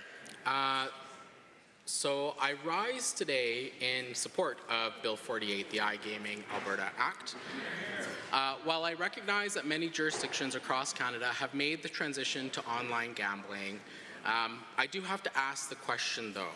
Has there been any consideration or conversations with the First Nations gaming operators? I know the Premier tasked the Minister with this back in 2023, but reading this bill, I don't see any recommendations. I know that regulations are coming, but I do want to stress that there is an important urgency to include First Nations in this conversation. As this House is aware, the First Nation Development Fund offers many opportunities for First Nations to use their revenue that is garnered through the in-person gambling on reserve for economic, social, and community development projects. This includes for infrastructure development, cultural initiatives, crime reduction programs, and business ventures. As we know, funding on reserve is a big sore spot, both provincially but also federally. And this jurisdictional back and forth between the province and the federal governments create a system in which First Nations are often deprived. So turning to their money that comes from their on-reserve casinos helps to supplement that. And we see that with many successful First Nations here in Alberta. One I'm thinking of is not too far from here, and one not too far from the great riding of Edmonton West Henday, the Enoch Cree Nation, the River Cree Casino. It provides an opportunity for Enoch to develop infrastructure, but also to develop cultural opportunities for their nation and for their members. And we can see with the business development happening around River Cree, many of us have either been there, we've accessed the casino, or we've hosted events there. We all see that the business development and the changes that the casino has brought to that nation have been tremendous. And if we go down south to Calgary, we can see the Tsuut'ina Nation, which has also developed many businesses around their casino, Grey Eagle Casino. I am a big fan of supporting Indigenous business, and it just so happens that all of these casinos generate new businesses in their community. And so I bring this up because, there is no reference in this legislation to ensure that Albertans, that the increased revenues and jobs through this bill and through iGaming are realized by all Albertans. And this also, most importantly, must include First Nations and Métis peoples. I do think about those casino operators on reserve, and I think about them because there will definitely be effects by the shift to online gaming. So during COVID, I remember the chief of Enoch working with the UCP government at the time to work on restrictions being lessened so that the casino could continue operating. And the impetus behind that was that there were some serious concerns about a loss of revenue that was negatively affecting the Enoch Cree Nation. And certainly those other First Nations that have casinos that rely on their revenue. While you know, Mr. Chair, many First Nations oftentimes only have these casinos for revenue, and there aren't many in the province. But I do take note that the Minister of Indigenous Relations mused himself at estimates last year to continue spending money at these casinos. With this bill and the consultations that had happened in 2023, I do hope that the Minister and I do hope that this ministry take into account these very serious and credible concerns that are at the table with respect to online gambling. And I bring this up and I muse briefly about the First Nation Development Fund. for those in the gallery or those watching, this is a fund that comes solely out of gaming revenues on First Nations, and which the province keeps a portion of. We'll have a conversation about that another time, because the chiefs have had some concerns about that for some time. But undoubtedly, the First Nation Development Fund will be affected by the shift to online gambling under this bill. So we have some serious matters that we need to discuss about the iGaming Alberta Act. I know these consultations have been undertaken. I still am waiting for the results from those consultations and the types of arrangement that these consultations were suggesting. Because if we're having online gaming based on First Nations, the locus of where that purchase is made needs to be assessed. We need to have agreements in place with First Nations so that way the revenue can go back to the First Nation and thereby go back to the communities. Mr. Chair, I am concerned now that these First Nations operators that do have physical bricks and mortar casinos will be unduly affected by the potential loss in revenue from this move to iGaming under this Act. And I do understand that this type of legislation is necessary to regulate this type of gambling, as many other jurisdictions are doing, including Ontario. I still have to worry about the First Nations operators because they do provide multiple opportunities for their nation, not only in employment, but also in all of those other areas that I enumerated quite a moment ago. In Ontario, I just tabled an article in this House today where the rollout of iGaming was no different than here. So Alberta is moving on this legislation, and I am heartened to hear about the consultation, but we do need to hear about what that consultation created. What do we hear from First Nations? What types of agreements and arrangements is the province going to enter into to ensure that these casinos aren't going to be completely affected and these nations are not going to be affected? I bring this up because this government, it talks really big on economic reconciliation, but if I'm going to be quite frank, I don't see any proof of economic reconciliation in the bill as it currently stands. Although I support it, I would like it to be strengthened, particularly when it comes to First Nations gaming on reserve, because like I mentioned, those gaps that exist by government funding or lack thereof are addressed through the FNDF, but also from the revenues garnered by these casinos. And so I do recognize in that article that I put forward by Chief LaRocca from the Mississaugas of Squamish Island First Nation that there was mention about a cannibalization or its employment impact on Indigenous communities. And I know the members opposite and the member for Drayton Valley Devon knows that the employment opportunities that come with the casino in Enoch are very important. I was going to use a big word there, but I decided not to. You'll have to wait, member from Edmonton Northwest. But I do think that there is some conversation here that needs to be had, and we do need to see the report on what those consultations were and the types of arrangements that will be entered into with First Nations. So my question, who has the government consulted with on this? I think that that is a really important thing. And I do recognize that the minister did point to Ontario model as an example of the online gaming regime that will be implemented here in Alberta. And I understand the importance of it. We have gray market organizations that are conducting online gaming. And we do have to have these conversations because right now we don't get the revenues from this online gaming in this gray market scenario. So we do need a regulatory system in place. We do need fulsome discussions with how that revenue is distributed.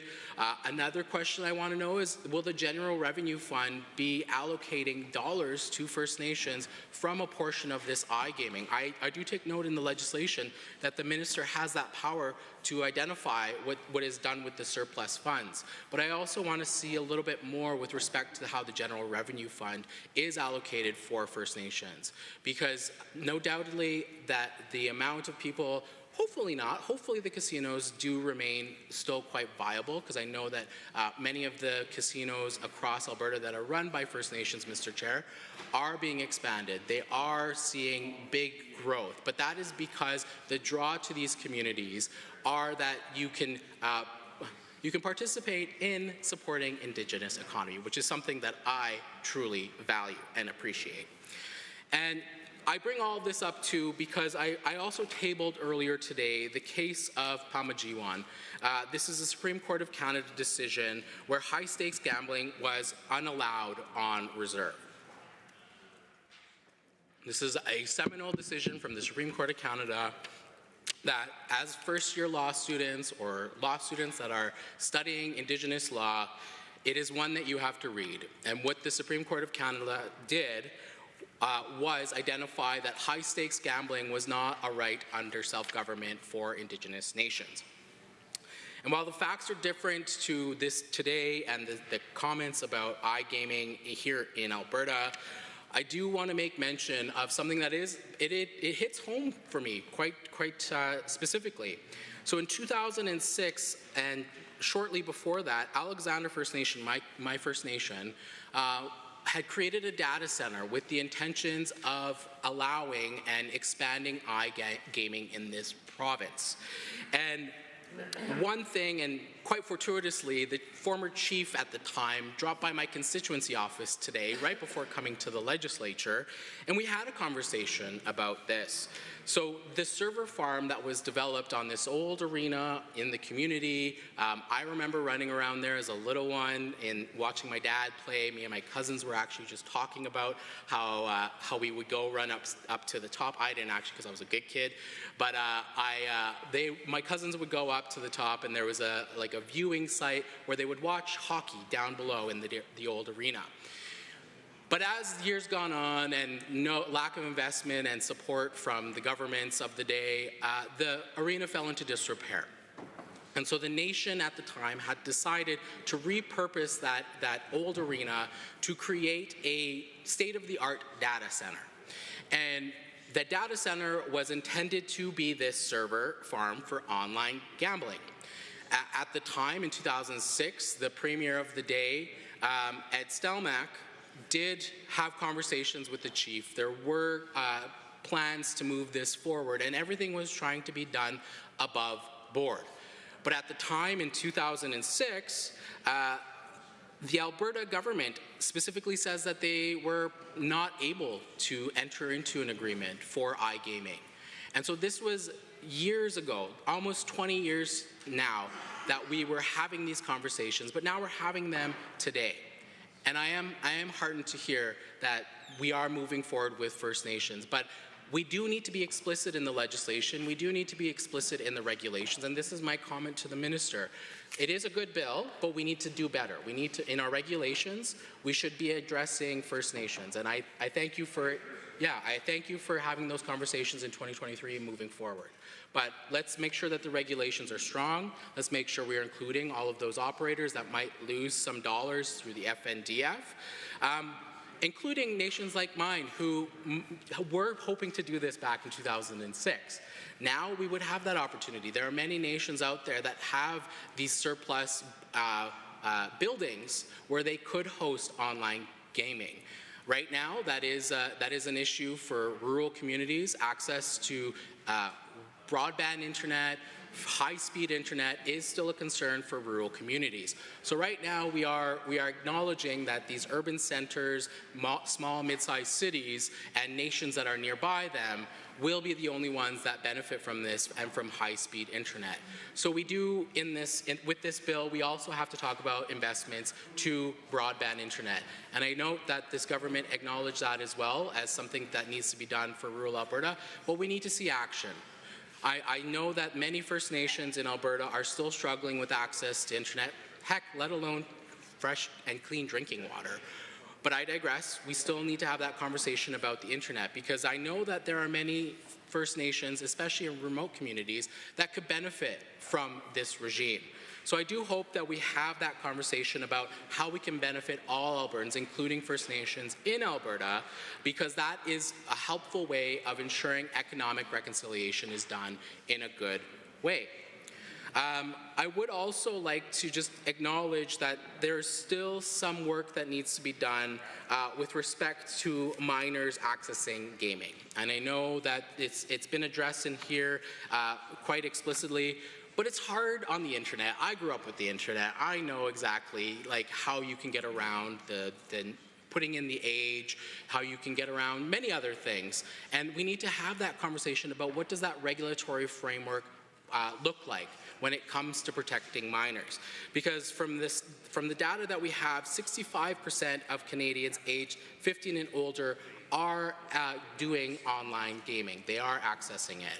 And so when we come to talk about protecting minors, we have to acknowledge that we are potentially creating habits for young people.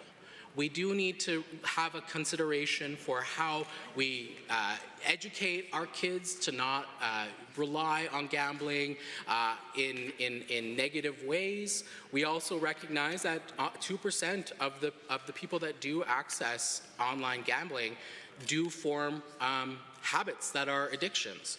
And so if we want to be quite clear about the role of government with respect to iGaming, and I know it's maybe for Albertans, this is not a conversation we're having because they're already accessing them via other platforms.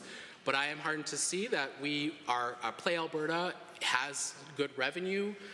It is being accessed, and there are significant wagers being put on Play Alberta. I would like to see that we do have programs in place to also help parents navigate those conversations with respect to educating them on gambling respectfully. I do remember, I'm going to share this little anecdote too for the minister, because I was, when River Cree was first built, I remember taking my late grandpa, Angus Paul, to the casino. Favorite thing he'd ever do was to go gambling. He had several strokes in his later years, and so he wasn't very mobile. He would have to go in a wheelchair, he couldn't talk, and so one things that he loved doing with, I hate saying this, but his favorite grandchild, always the favorite grandchild of my grandparents. Thank you, Minister. But he loved going to the casino. And for him, it was one of those things where he got to leave the Elders Lodge and go and spend a few bucks and spend it with his grandson. He always happened to win. I don't know, he was just so lucky that he had won. I think Creator had blessed him with the ability to hit all the sevens when he needed to. But I also wanted to just say that for us, as Indigenous people, there's not many opportunities to access culturally relevant businesses. And casinos are one of those. And I do acknowledge that in Alberta, we have come a long way from opening casinos and these conversations, particularly around FNDF. I would love to urge this government to have those conversations about what FNDF looks like moving forward. And I'm going to talk really briefly with the time I have left, 2 minutes, thank you, Mr. Chair, about how other communities, including in Edmonton West Henday, I have a casino, the Yellowhead, a pure Yellowhead casino, that will certainly see a potential decrease from this. And I know the minister has had these conversations with these community groups and operators, but I do have to make mention that that might take away from their revenue as well. And I wouldn't want to see a casino operator lose any revenue, especially ones in our communities that are supporting local economies, but certainly also through the revenues that we get through the General Revenue Fund to be able to support community initiatives. And so while we are having these conversations, we do need to make sure that all of these considerations are made. Again, I support this bill, and I know it sounds weird, but you came out with a good bill, Minister. I just want to make sure that the regulations are updated and ensure that we are including First Nations and including Métis communities, because we still need some casinos with Métis communities. That's another conversation to have. But I would really thank this chamber for listening to me, all these anecdotal pieces. Casinos are a part of my life, and a lot of Nietzsche's do access our casinos, because sometimes on a Friday night, that's all you can do, just go hit up the blackjack table and have a lot of fun. So thank you, Mr. Chair. I appreciate you for picking me first. Are there other speakers? The member from Sherwood Park. Oh, sorry. Member, okay, submitted. Member from Calgary Northeast, go ahead. Thank you, Mr. Chair. And I rise to move to introduce amendments to this Bill 48.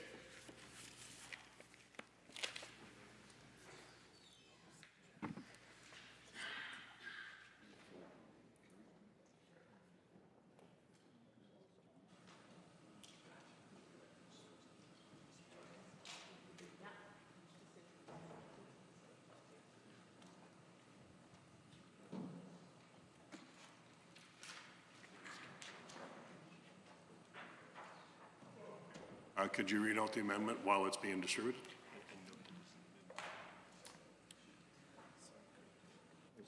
Sorry, just a second. He gave up all of his copies. I have just 1 second. So there are 3 major amendments to this bill. In section 2, there are 2 parts in clause D by striking out and by adding the following after clause D. D.1 to establish and maintain an online program to promote responsible gaming with respect to online lottery schemes based on the principle of harm reduction. And B in section 5.2, first is in clause C by striking out the corporation and substituting the corporation, and second is by adding the following after clause C, C.1, evaluating the effectiveness of the corporation's online program to promote responsible gaming and providing strategic direction to the corporation with respect to the program, and C in section 19.1, first part is in clause B by striking out during the year and substituting during the year, and second is by adding the following after clause B. B.1 is summary of the corporation's activities with respect to its online program to promote responsible gaming.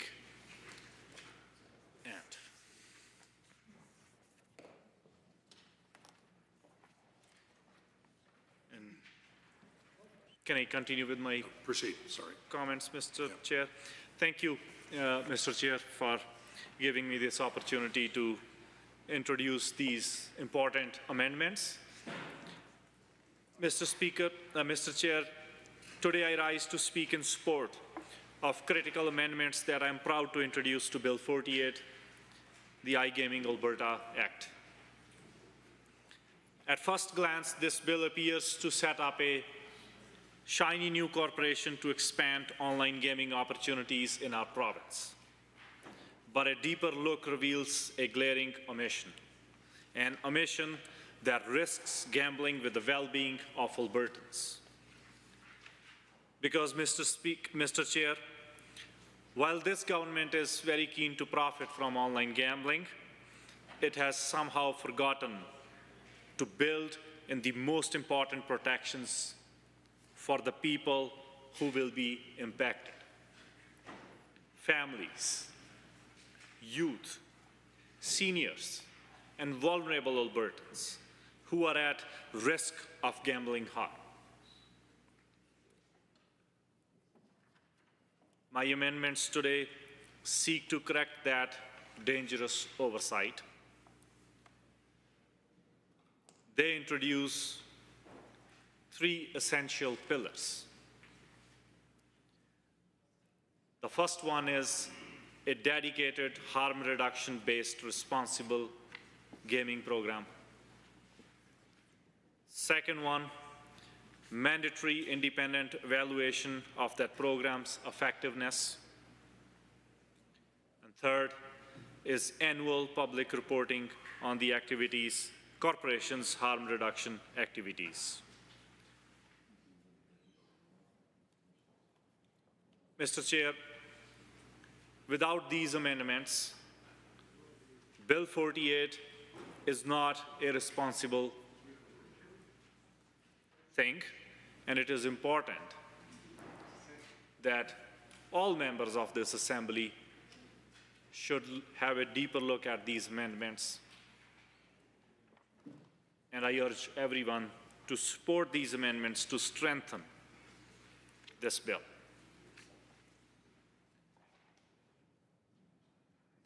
Because Albertans expect better from all of us.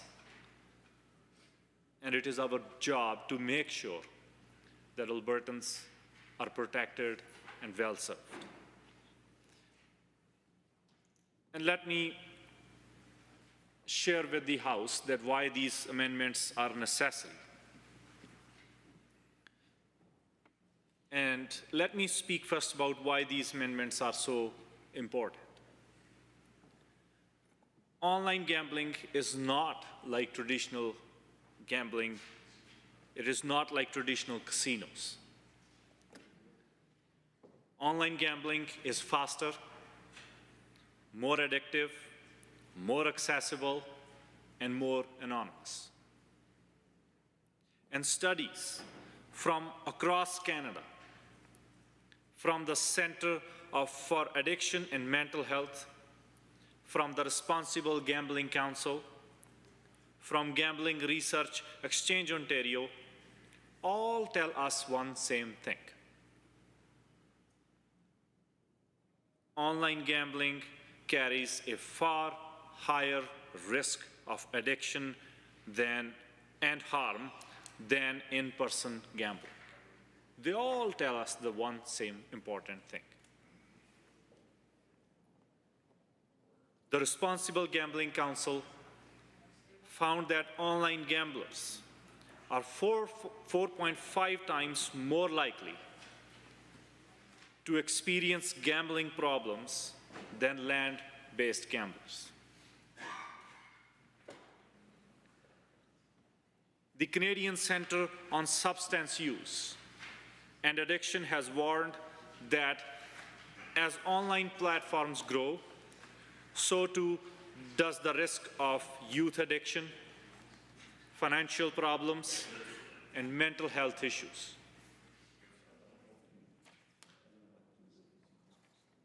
Mr. Chair, in Alberta alone, I got an opportunity to read the 2023 AGLC annual report, and the data shows that problem gambling rates have been rising since 2020, particularly among youth adults.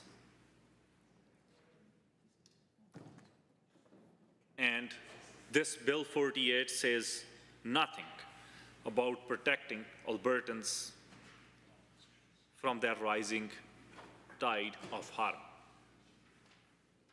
We need to strengthen this bill, Mr. Chair. And I would like to go one by one through the amendments. And let me walk the House through exactly what these amendments will do. The first amendment would mandate that iGaming Alberta must establish and maintain an online responsible gambling program based on harm reduction principles. This is not optional. This is not public relations spin. It becomes a core legally binding responsibility of the corporation to protect the most vulnerable Albertans.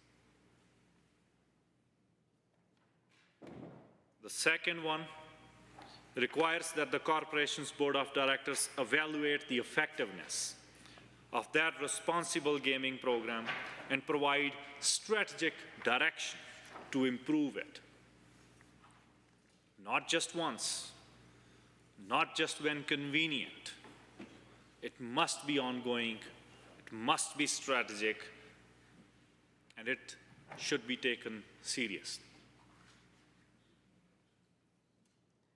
And third, mandates that iGaming Alberta report annually to the public and legislature summarizing its harm reduction activities. Mr. Chair, Albertans deserve transparency. And all Albertans have right to know, are harm reduction programs being implemented? Are they working? And are rates of gambling harm going down or going up?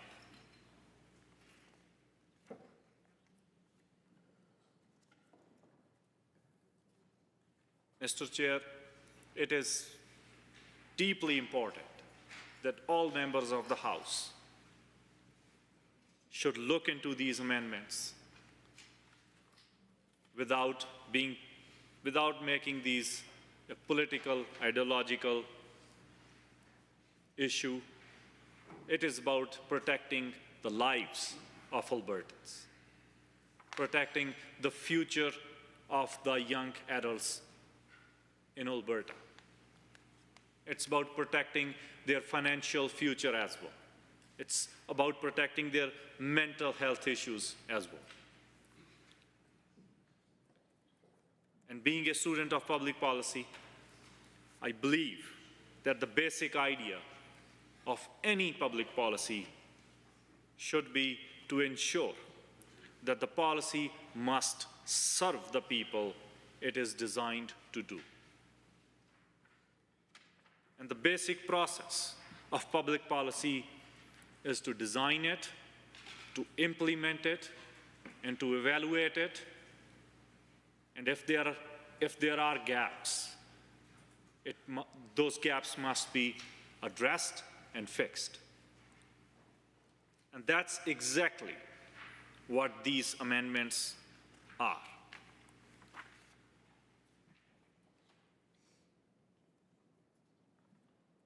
And I would like to highlight the importance of harm reduction. It's a proven public health principle. I want to be very clear. This is not about banning gambling. This is not about moralizing.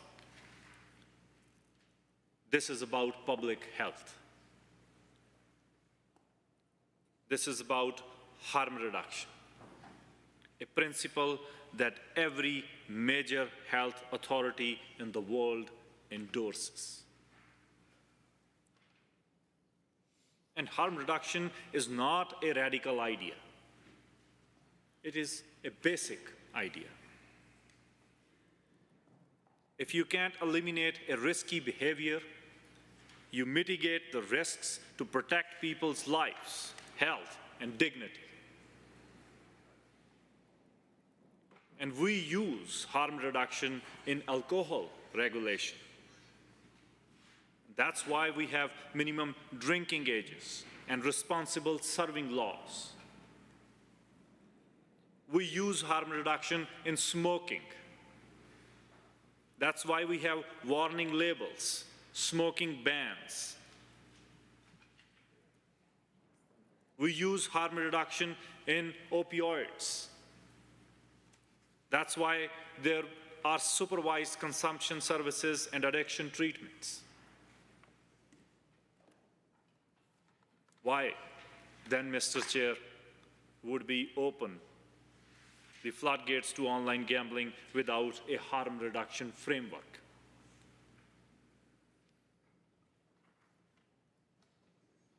It's just like handing out liquor bottles to teenagers and saying good luck. And let's see who is at the risk without these protections. People can say that responsible adults can make their own decisions. But, Mr. Chair, results tell us clearly who gets hurt the most without protections. Youth and young adults, seniors, low-income families, people struggling with mental health or addictions. These are the people who are impacted the most if there are no protections. And these are not faceless statistics. These are sons and daughters, grandparents, and neighbors. These are the people who have elected us to represent them, to serve them. They are Albertans who deserve better than a government that says, buyer, be aware. A Statistics Canada study found that younger adults aged 18 to 24 are twice as likely to engage in high-risk gambling. The Alberta Gambling Research Institute reports that problem gamblers are 15 times more likely to experience suicidal thoughts.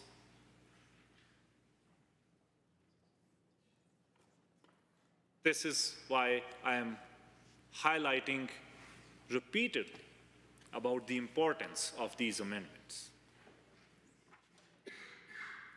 Second thing I want to highlight about these amendments is transparency and accountability. Mr. Chair, let me speak briefly about transparency. One of the most important parts of my amendment is the requirement for annual public reporting. Because here's the reality. If the corporation runs a responsible gaming program, but never tells anyone what it's doing, if there's no independent evaluation of whether the program is working or not, if Albertans have no way of knowing if gambling harm is rising or falling, that means that the government has learned no lessons from the past and from other jurisdictions. Transparency builds trust. Accountability forces improvement. Public reporting ensures that this corporation remembers that it is serving Albertans, not just its own bottom line. And without reporting, Mr. Chair, responsible gaming becomes a slogan and not a reality. My amendments make sure that it's more than a checkbox. It becomes a real, living commitment.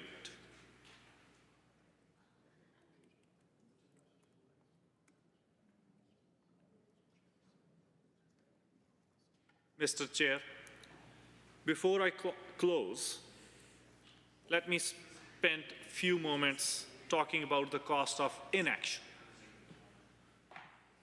Because it's easy for governments to say, we'll monitor the situation, we'll respond if things get worse.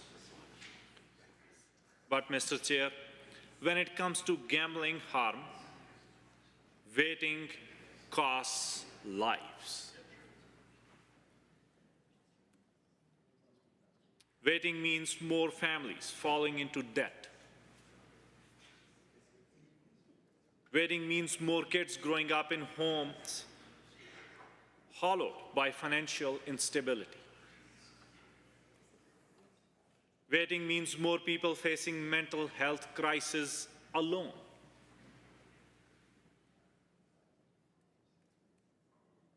The Canadian Centre on Substance Use and Addiction found that problem gambling imposes an economic cost of over $17 billion annually across Canada. That includes healthcare costs, lost productivity, bankruptcy proceedings, policing, family services, and even suicide prevention services. This is not just about personal choices. And as I have mentioned earlier, this is a public policy crisis. And it gets worse when governments act too late. We have seen it before, Mr. Chair. Ontario expanded online gaming without strong harm reduction initially. And problem gambling rates among online users spiked by 40% within 2 years.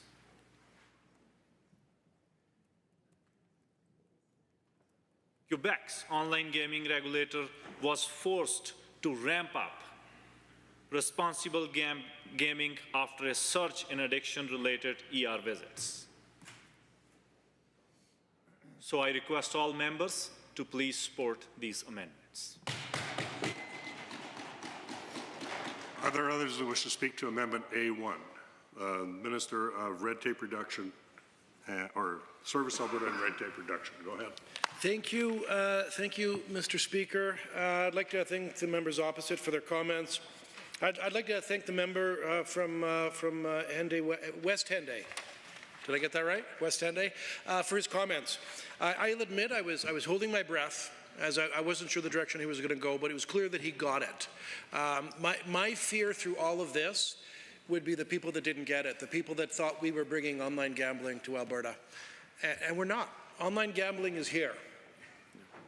What we're trying to do is we're trying to make it safer. We're trying to make it a little more responsible. If we're concerned about cannibalization, the First Nations Development Fund, it's already being cannibalized. Land-based casinos are already being cannibalized. Bingo, already being cannibalized because online gambling is here. And there's two parts that really are quite offensive. One is the money is not just leaving Alberta, it's leaving the country for offshore destinations. Yeah. So we don't see a penny of that. And some of these operators are repugnant. And so for that reason, we need to step in and make this safer. And I want to be clear, gambling will never be safe. It will always come with some danger and some risk. But there are ways to make it safer, and there are ways to make it more responsible, and that's what we're opting to do through having a regulatory environment that's going to put in player safety first. So to the member for West Henday, thank you for getting the assignment. This is about how do we put player safety first and put Albertans first. So thank you for that. For the member for Calgary Northeast, I regret that honourable member did not get the assignment. And so I want to tell you that we have a Minister for Mental Health and Addiction who's absolutely brilliant. And we have had many conversations about this topic. And I can tell you, we've laughed, we've cried, but at the end of the day, I can tell you there is no light between us when it comes to putting player safety first, to putting Albertans' safety first. And one of the commitments that I gave the Minister for Mental Health and Addiction is that we need to have system-wide self-exclusion in place. And this is important because we need to have a button that players can press. And when they press that button, they can exclude for 6 months, for a year, indefinitely. It's up to them to decide how long.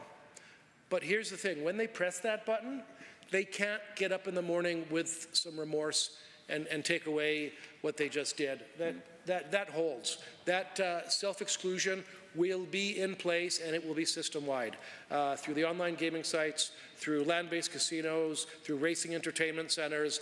That is a system-wide exclusion that you cannot simply remove. And so we are aligned about that.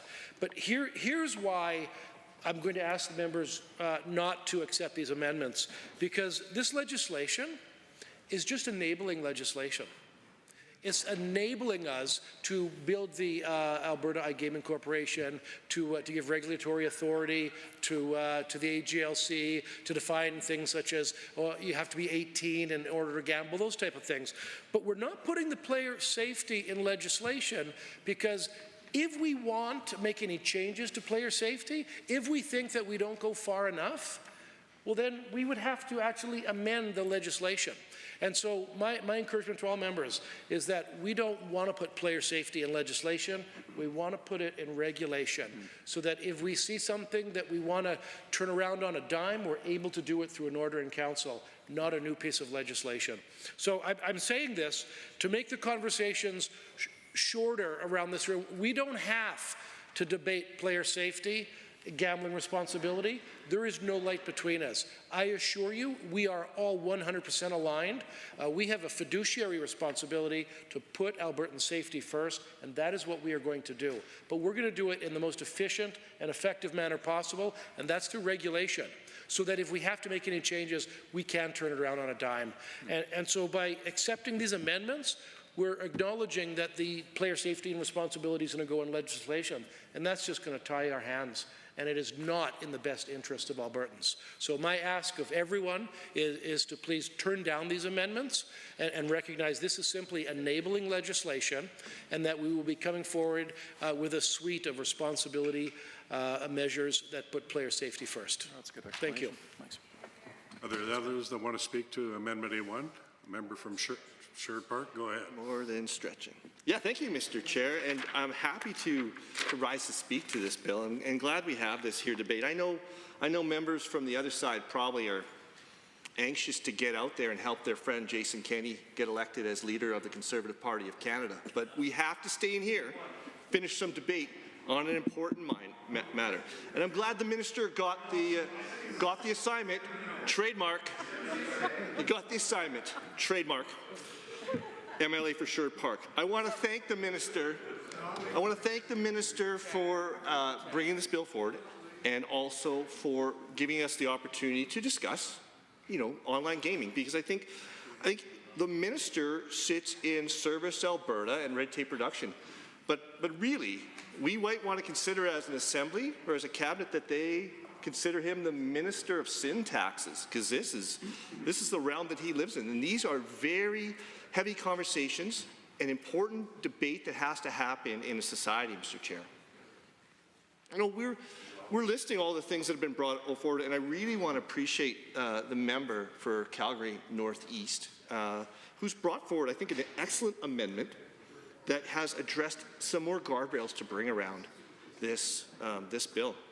With all these challenges that we're dealing with, I mean, we're talking about harm reduction, but I'm just going to come with a simple term, sinful things. But these things that we have in our society, like gambling, like opioids, cannabis, tobacco, alcohol, I think the minister and the shadow minister have brought forward really good points on them, and as well as the member for West Henday, which I think is really important to be talking about here in the Assembly, because we have in our society all along had these challenges. How do we balance between prohibition and regulation with perhaps taxation or harm reduction? We saw with the Minister of Education, address something with the technology that is getting involved in gambling now, the phone. And so we brought prohibition into schools now. And so our young pages will know that they cannot have their smartphones in the classroom. Full-on prohibition of a technology that has been found to be addictive. So then as a government, how do we think about addiction and what's our best way to deal with it? And we have in our society, we have some challenges that we need to address. when we look at AGLC and we look at the substances that it needs to regulate and govern, we have harmful substances. We have harmful outcomes. And we all know everything in moderation. It's a good thing. But there are times when substances or devices or activities like gambling get the best of us, and we go beyond moderation. And then we get into the costs. So when we have opportunities to talk about harm reduction and prevention, I really wish it was brought forward more, Mr. Chair. I think too often we have a reckless, untrustworthy government that is happy to go out there, govern according to their own ideologies, and a failure to respond to what Albertans need. And Albertans do need, in areas governed by the Minister of Service Alberta, they need prevention and harm reduction, because on the back end, we know then we're dealing with counseling, addiction counseling, trying to get people into situations where they're living a healthy lifestyle, back to moderation. And so to have an amendment brought forward that addresses how can we bring prevention into gambling, I think that sounds like a smart amendment coming from the member from Northeast Calgary.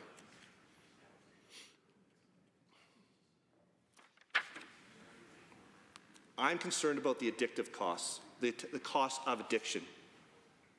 And it's easy to understand it. When we look at even the ability and the ease of access of being able to place a bet on a sports activity, I can see how it can be addictive. And we can even look at something as simple as the Edmonton Oilers 50-50. We're all very excited about the Oilers. We're super happy that they are making it on to Game 5. Let's go Oilers tonight. I brought out my lucky horseshoe before Game 4, Mr. Chair, and I think it made a difference.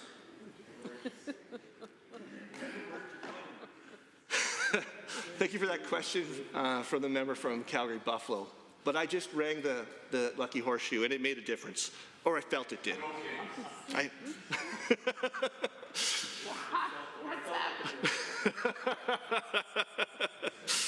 But Mr. Chair, I don't know if you know what the total was of the 50-50 in Game 4 of the Oilers game. $1 billion. It was not $1 billion. It was $6.5 million. Oh, wow. That was the take. Oh. So I couldn't help, Mr. Speaker, but go on. What does it cost? $10 to place my first bet. And again, 50-50. We found a way to regulate it. It's governed by the minister. $10 for my first bet. I got to tell you, I was on the website. It was hard to figure out how to place a $10 bet. First option, $100 bet. $250 bet was also available. It seemed like the lowest cost bet was $80. And again, I've got on the other side the potential for $6.5 million. I guess I'll be more precise, $6.387 million. So I had to seek through it to find out where that $10 bet would be. That's a moderate bet to place for those odds. And I was already engaged in the game, but it wasn't going to get me more engaged. But it is interesting to think that there would be people out there watching the game, getting engaged with the game, thinking about that potential winning at the end, who might go for that $250 choice, might go for it. When you get into the choices, you can pick that a number of times. With the ability to pay online, it would be possible to see how someone could easily be $1,000 into this bet. So to know that we are taking steps to address that, that's important. When you look at the sport betting websites, it's getting more exciting, more detailed. And again, I can't pick up a prop, but knowing the idea that you can use just your phone that you hold and quickly make that bet might be fun. It's potentially addictive though, Mr. Speaker. And so that's where I think it's important to make sure that we are putting guardrails in place. And I come back to the member from Northeast. The amendments he's proposing will make this bill better. That's right. And that is what we're trying to do, make things better for all Albertans. To have an opportunity to make sure that we're addressing prevention so that we can know that there is moderation and moderate activities being enjoyed by Albertans. So that we don't have to go to the step of prohibition, because we know that creates greater challenges. I don't know if you know, Mr. Speaker, but when you're making a bet on these sport betting apps, it's getting far more detailed. It's not just who's going to win the game. I can make a bet on how many goals Leon Draisaitl is going to score in the first period of the game tonight. It might not be any. It's typically not to the third period, with about 2 minutes left, that he scores. But I could probably make that bet as well. I could also make a long shot bet, you know, that perhaps tonight is the night Adam Henrique comes to the game ready to score that goal in the first period. I could also bet if Adam Henrique is going to take a dumb penalty in the first 2 minutes, and we are going to be faced with a power play that is destroying us each game and setting the fans with so much unhappiness, they might turn to online betting to try and get a little bit of a joy, get a little bit of an endorphin boost. So knowing that there are some regulations in place to address these sport betting apps, wise, good decision-making from the government. Again, I don't want to be too surprised. I'm glad that the government got the assignment trademark, MLA for Sherwood Park. It's an important thing to be addressing, and we know it's a growing industry because there is this growing technology that is in our place. There is a curiosity, why is it a corporation that we're going to be using? How are we going to protect ourselves from another UCP boondoggle? We are tied up with boondoggles and corrupt contracts that are tying up this legislature with debate.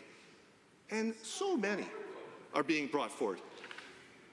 So is a new corporation going to be the best way to address this, especially one that doesn't have a mandate for harm reduction and prevention? Good question. My understanding is even within a traditionally acceptable sin like the consumption of alcohol, we are in a situation in our province, Mr. Speaker, where the taxes we collect on alcohol don't cover all of the costs on society. When the burdens that we have with dealing with addiction, the burdens that we have with healthcare costs from alcohol consumption. So on the one end, we have a ministry that is trying its best to manage this without full prohibition, trying to create some revenue for the government so that we can deal with the use of alcohol. And we are then on the other side maybe not catching enough because we're not working enough on prevention in our society. We're not working enough on harm reduction, making sure people know that moderation is the way to go. And we've seen that with alcohol for the most part because Health Canada came out just within the last 2 years, letting us know that the recommended use of alcohol of 2 drinks a day actually be probably 2 drinks a week because of all the harm it causes. Right? We're dealing with heart disease, we're dealing with cancers that are all coming from alcohol that are managed by the government. The member from Calgary Buffalo is right to blame the government. This UCP government, that is the one to blame. Look at prevention, look at the ways we can bring harm reduction into our systems of regulation so it's not just about sin taxes that the minister is putting out there. It is about using that money for the best use for Albertans so that we can have a healthy society with people in it that aren't challenged with what could come from addiction to gambling. And again, with the new technology, with the new businesses that are out there trying their best to get our money so that people can gamble, we have to be wise and find ways not just to get revenue. It's not just about revenue. Ways that we can get revenue from these corporations, but also help make sure that this gambling is used in a way that is enjoyable, leads to people's more enjoyment with the game, but doesn't lead to a place where they're getting into debt and running into challenges within their families. And I think at that point, Mr. Speaker, it's probably worthwhile to just use this moment as a PSA, public service announcement, to make sure that people know that there is Alberta Addictions Help.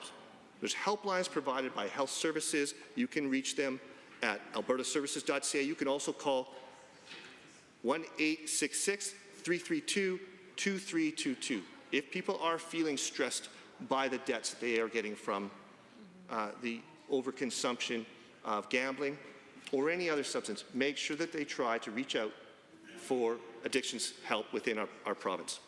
Because that compulsive gambling that could come from the use of something like your iPhone or your smartphone, can lead to disorders. You could have uncontrollable urges to gamble. You're perhaps even thinking about it as a way beyond entertainment. You think this is the way you're going to pay your rent. What a disaster that would be. Something that is supposed to be just for enjoyment, just for entertainment, moves into something that becomes compulsive and pushing people to make worse and worse decisions, taking over their life, creating problems with their relations, creating problems with their family. And so it's wise for the government to think that we should be working on prevention, harm reduction, so that we can make sure that our relations are having good relations with the people that are in their family. We can even imagine, we've seen with other addictive things like opioids, that we have people that it leads to a life of crime. How are they going to get their next hit? We could see things that would happen within our whole province that we know are related to crime and we know are related to addiction.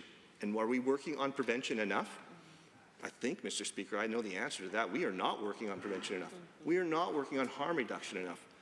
It is our responsibility here in this legislature, not just to look at how can we tax new corporations, how can we tax sinful activities, but how can we work to make sure that we are creating a healthy environment in Alberta for people to live their best lives.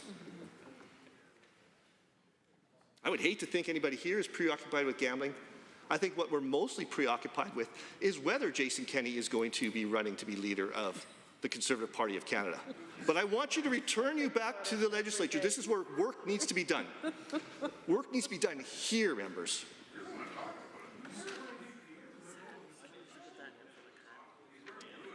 Or is it that we're so focused on the Oilers, Mr. Speaker, that we can't wait to get through debate? But we need to put the time into this piece of legislation to make sure that it is enough. Mr. Speaker, I appreciate the time to rise, talk to this issue, and for last thing I would just like to say, let's go Oilers. Are there others that wish to speak to the Amendment 1? We have the member from Edmonton Southwest. Go ahead. Thank you, Mr. Chair. I appreciate the opportunity to speak in support of the amendment to Bill 48 as introduced by the Honourable Member from Calgary Northeast, and to also speak to the substance of Bill 48 more generally. The iGaming Alberta Act, a piece of legislation that will create a new Crown Corporation charged with regulating online gambling in our province, at its face, presents itself as a modern solution to an evolving industry. But the reality is it's deeply incomplete. It invites more questions than answers, and its vague provisions leave too much room for missteps that could have lasting consequences on Alberta's people, communities, and economy. And that's why, Mr. Chair, my honourable colleague introduced the following amendments, which I think is a reasonable addition to this bill, because this is not just about revenue, it's about responsibility. It's about ensuring that we choose to expand Alberta's online, that if we choose to expand Alberta's online gaming market, we do so in a way that is ethical, measured, and safe. And more importantly, Mr. Chair, we do it with eyes wide open, fully informed, and guided by a commitment to protect those most vulnerable to the harms of gambling addiction. And as mentioned by my colleagues already, this is what the amendment is about. It's about how do we protect those that require our support as government. Frankly, Bill 48 does not meet that standard. At first glance, this bill appears benign. It establishes iGaming Alberta, a Crown corporation, with the goal of bringing offshore gaming operators into a regulated environment. It claims this move will reclaim lost revenues, create jobs, and offer Albertans a safer platform to gamble. But what the bill fails to do is explain how any of this will actually be achieved. Let me be clear. This bill does not contain a single concrete rule, safeguard, or mechanism to regulate online gambling. It does not outline standards for player protection. It does not establish advertising restrictions. It does not address age verification. It does not define how revenues will be allocated. Instead, it defers all of these critical matters to regulations that may or may not be introduced later. And Mr. Chair, the work that we do in this House is, I certainly consider it of utmost importance.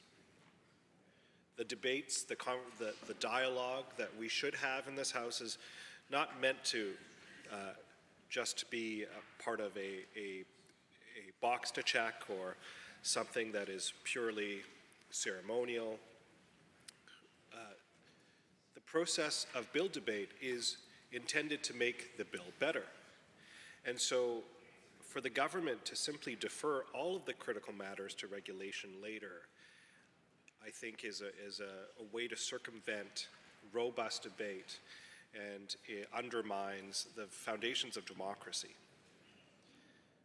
We are being asked to prove the skeleton of a system with no assurance about the integrity of the body that will eventually fill it, and that is unacceptable. Let us consider what is at stake. Online gambling is already a significant part of Alberta's economy, and while I agree with the government's intention to bring a framework that will regulate online gambling, there is much to be desired in this bill. In the 2023-2024 fiscal year, Alberta's sole regulated platform, Play Alberta, saw more than $5.3 billion in wagers and a 27.5% increase in new signups. That translated to a $235 million increase in government revenue in a single year. So clearly, Mr. Chair, the demand is there, the money is there, it's gaining in popularity, but so too is the risk. Because for every successful story of a casual player enjoying an online poker night, there is another story of financial ruin, broken families, or worsening mental health. Statistics Canada tells us that nearly 2% of Canadians suffer from severe gambling addiction. That may sound small, but this group contributes disproportionately to overall gambling revenues. We must acknowledge a troubling reality. A not insignificant portion of gambling revenue comes from those who can least afford to lose. And when we introduce new platforms, increase access, and saturate the market with advertising, we amplify that risk, amplify the risk that more Albertans will fall into that trap. And this is especially concerning given that Bill 48 makes no mention of harm reduction. And so my question to members of this House and to the Minister is, where are the commitments to mental health supports? Where is the funding for addiction counseling? Where is the educational programming for youth? And where are the culturally appropriate supports for Indigenous communities? The fact is, they are not in this bill. Instead, the bill relies on vague references to future regulations and possible programs, and that's not good enough. And so, Mr. Chair, that's why this particular amendment One in which, in very clear language, and I'll for the matter of record just refer to it again, asks that this government establish and maintain an online program to promote responsible gaming with respect to online lottery schemes based on the principle of harm reduction.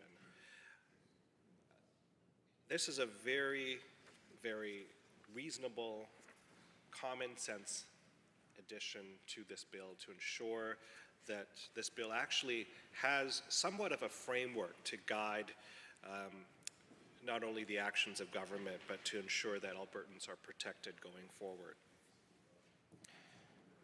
Let's look at Ontario, because I think we can look to other jurisdictions to look at what happens when the safeguards aren't there. And this government has often held up Ontario as a model. In 2022, Ontario became the first province to regulate online gambling. In its first year, it saw $35 billion in wagers. It also created 15,000 new jobs and added $2.7 billion to the GDP. But the Ontario government quickly learned that regulation without restrictions can cause serious problems. They saw a 78% increase in the number of wagers placed. They saw minors accessing platforms. They saw a rise in gambling-related harms. Ontario had to scramble to introduce advertising restrictions, including a ban on celebrity endorsements that appeal to youth. They also placed limits on when and where gambling ads could appear. Here in Alberta, Bill 48 says nothing about these issues. It gives no direction on ad restrictions, age gating, or ethical marketing. This government simply has chosen not to heed the warning and the learnings of other jurisdictions. And this bill leaves all of us with open questions about whether minors can be protected from targeted advertising. With no safeguards enshrined in the legislation, the risk is that these protections will come too late, if at all. And let us not forget who is watching these ads. According to a Polera poll commissioned by Mental Health Research Canada, 1 in 10 Canadians exhibit high-risk gambling behaviors. The groups most at risk, men and young adults between the ages of 18 and 34. Shouldn't we be building protections directly into the law? Again, that's what legislation is for. Shouldn't we be more proactive rather than reactive? And Mr. Chair, that's what we're trying to do here with the amendments. We're trying to ensure that there are reasonable safeguards, reasonable programs that will ensure folks that need those protections, as well as the principle of harm reduction is duly considered, and that folks that need access to supports have it. We know that advertisements can have a profound impact on gambling behavior. Research around the world has confirmed that ads contribute to higher gambling participation and higher addiction rates. If we pass this bill without the amendments that the honourable member from Calgary Northeast has introduced, and without some modifications, then we are essentially greenlighting the unregulated promotion of addictive behavior. Another major gap in this bill relates to accessibility. I just want to take a few moments to talk about that. Once online gambling becomes more widely available, and it is becoming more and more ubiquitous, the barriers to entry disappear. You no longer have to walk into a casino. You don't need to leave your house. The slot machine is in your pocket, your cell phone, always accessible, always open. And this ease of access is especially dangerous for youth and vulnerable populations. We know how easily age verification can be bypassed. A fake birth date is often all it takes.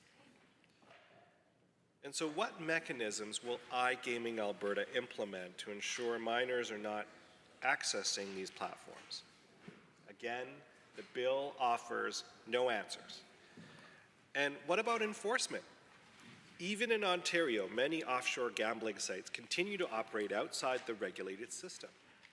Simply creating a crown corporation does not guarantee that gray market sites will disappear or that players will migrate to regulated options.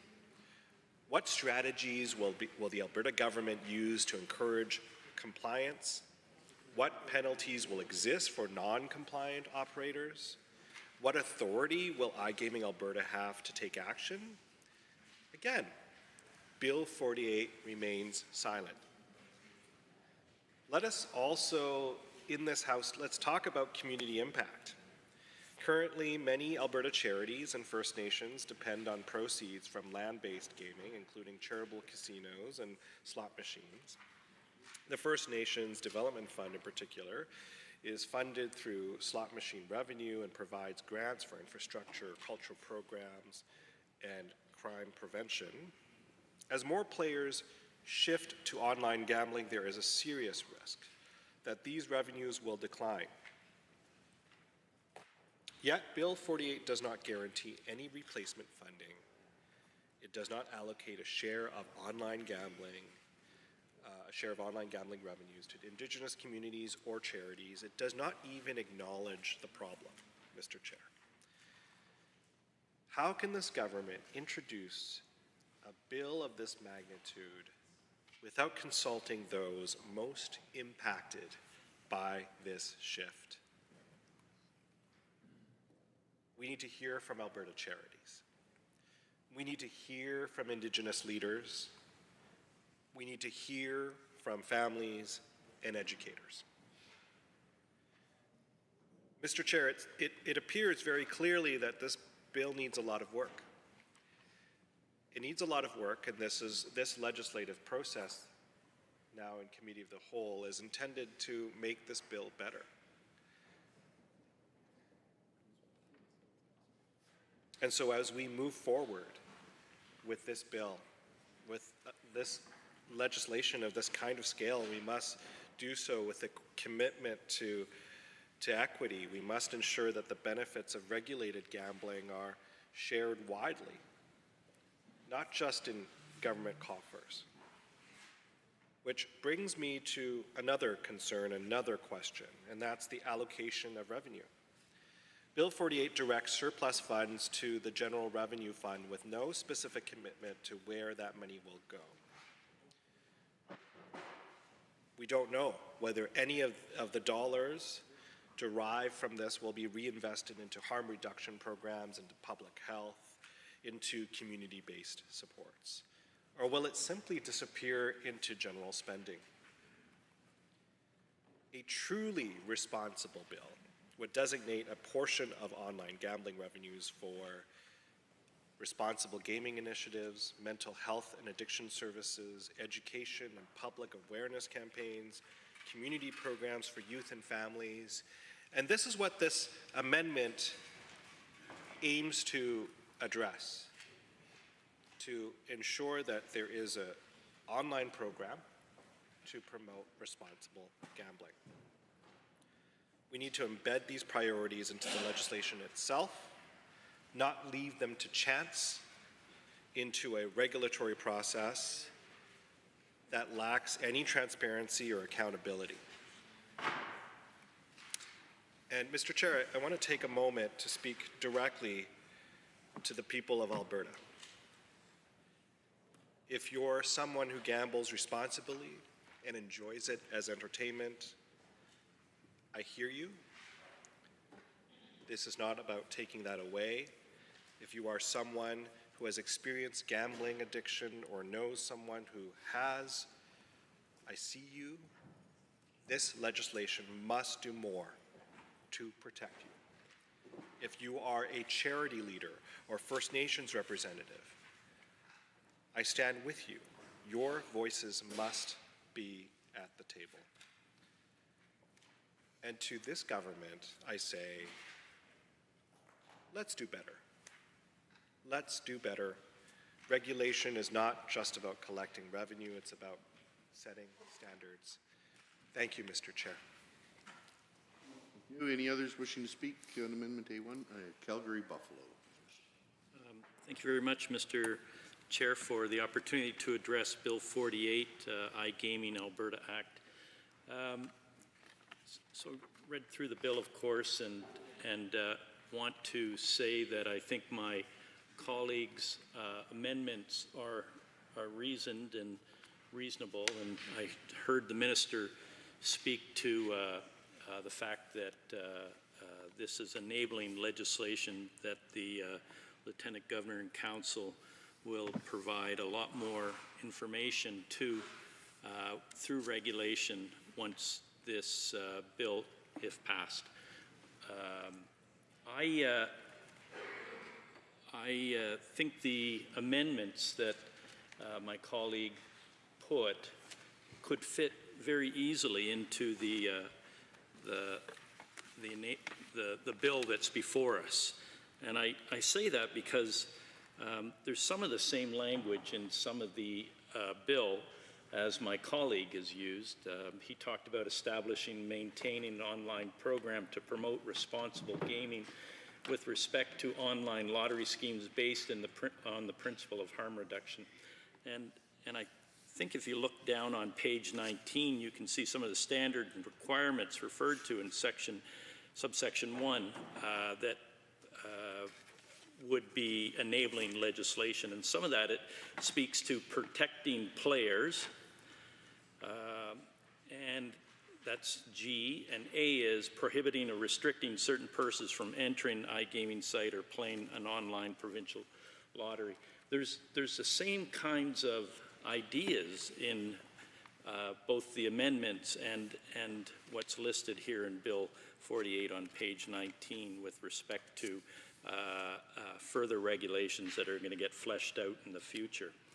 So, you know, asking now to put those in legislation is not such a big leap as was suggested a little while ago by the minister.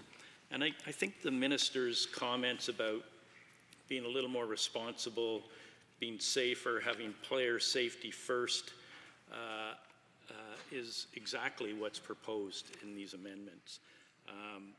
But I'll go on and talk about some other parts of this bill that are somewhat confusing, I guess, and wonder what's behind them. And I guess the first I thought would be, why is there an additional board being structured? When we were government 2015 to 19, under the finance minister and treasury board president, AGLC was one of the departments that reported to me. And I don't, thinking back to the introduction of cannabis in Alberta after it was legalized federally, I don't believe we set up a separate corporation for cannabis. I think it kind of fell under the main AGLC board and was additional work for them to set up a program to address the distribution of cannabis and the licensing of distributors across the province, and the regulation and the investigation of complaints and things like that. So there was an additional board is what I'm trying to say, and this one, we do see that, so I wonder if there's something that is specific to iGaming that is different than other controlled substances that are regulated in Alberta.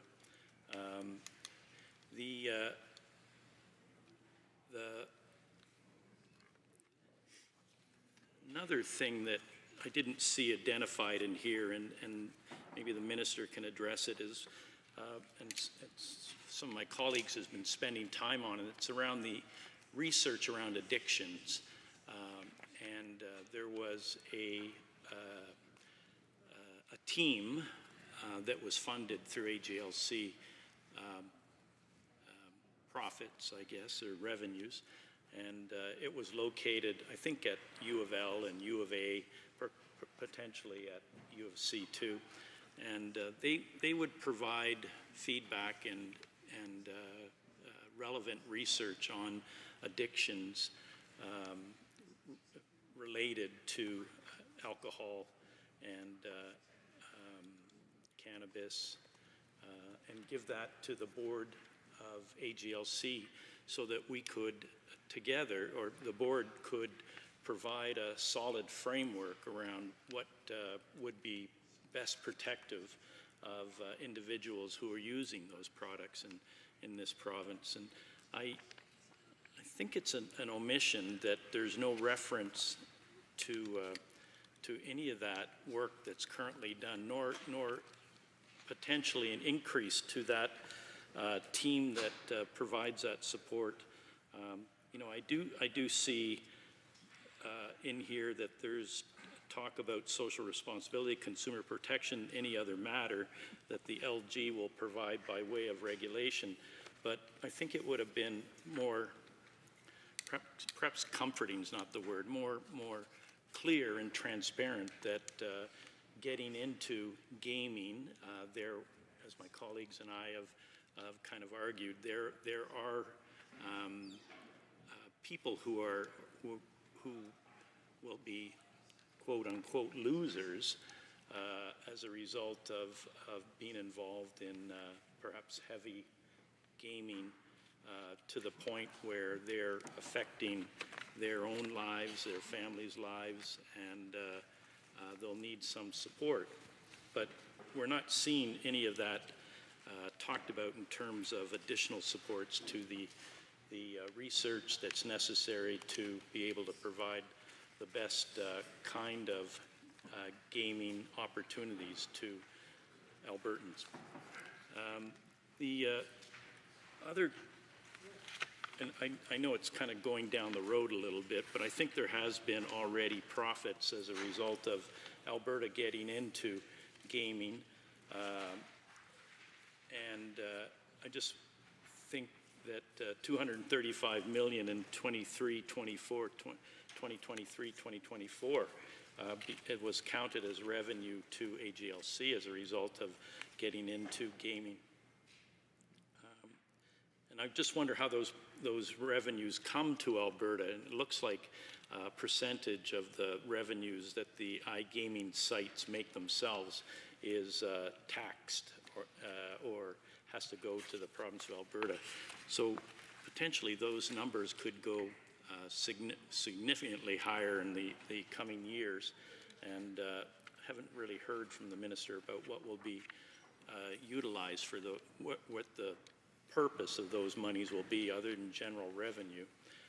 But I think some of those monies should go to research, some of those monies should go to supports for Albertans who require that, and it would have been more helpful, I guess, to hear that straight from the minister. And I wasn't here when he introduced, I don't remember him saying those things when he introduced this bill.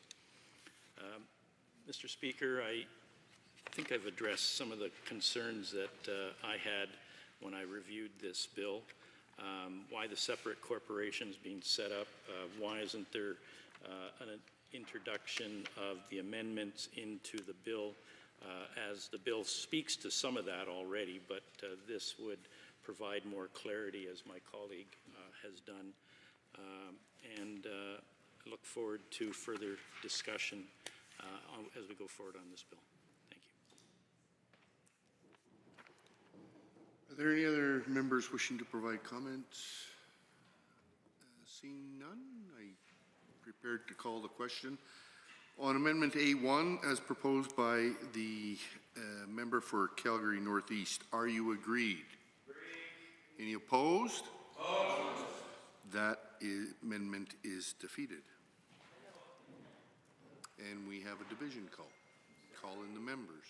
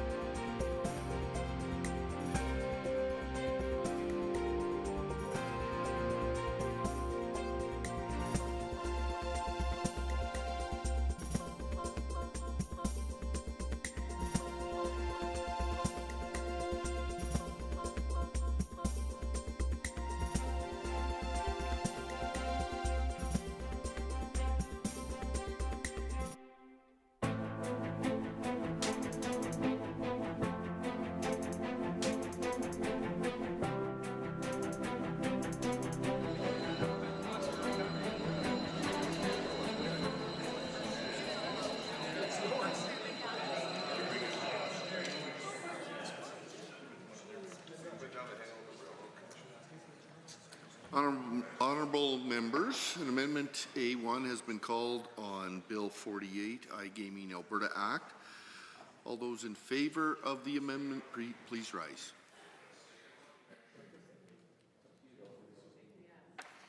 Mr. Haji, Member Arkham Paul, Mr. Ip, Honourable Mr. Egan, Mr. Ellingson, Member El Maleki, Member Brar, Ms. Chapman, Mr. Kasasi, Honourable Ms. Ganley, Member Tejada, Honourable Mr. Schmidt, Honourable Member Ceci, Ms. Goring, Mr. Dack, Member Miyashiro.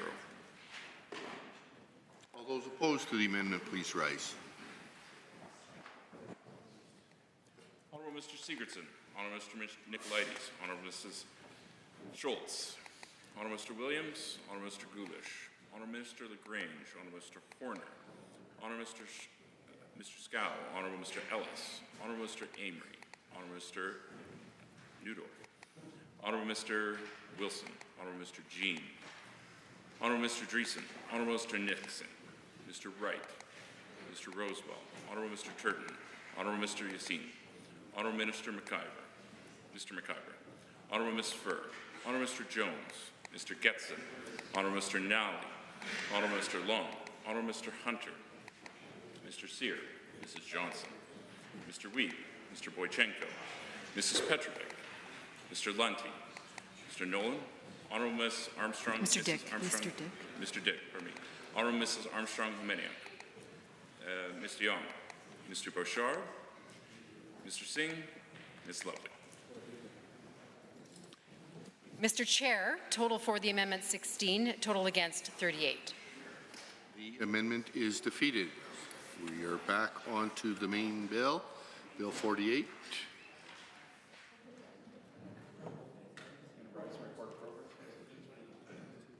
Any members wishing to speak to Bill 48 in committee?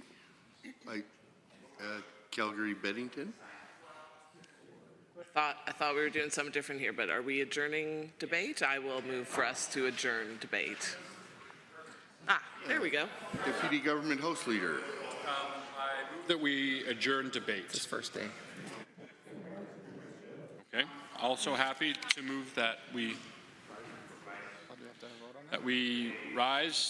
that this committee rise and report progress on Bill 48. Deputy Government House Leader has moved that the committee rise and report progress on Bill 48. All those in favour, please say yes. All those opposed, no. That motion is carried. Does anything have to happen with this?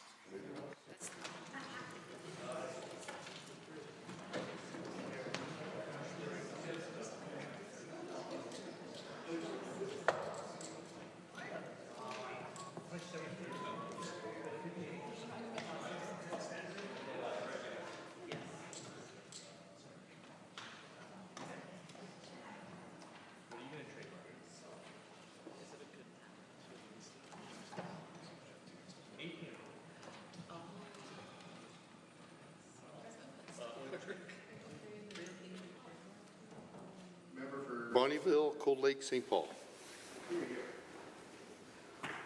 Thank you, Mr. Speaker. The Committee of the Whole has had under consideration certain bills. The committee reports progress on the following bills. Bill 48. Mr. Speaker, I wish to table copies of all amendments considered by the Committee of the Whole on this date for the official records of the Assembly.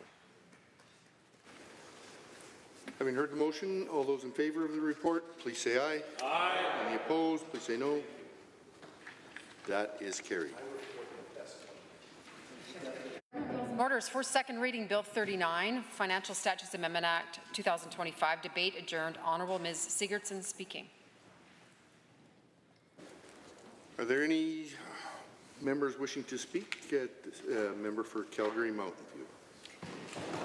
Thank you very much, Mr. Speaker.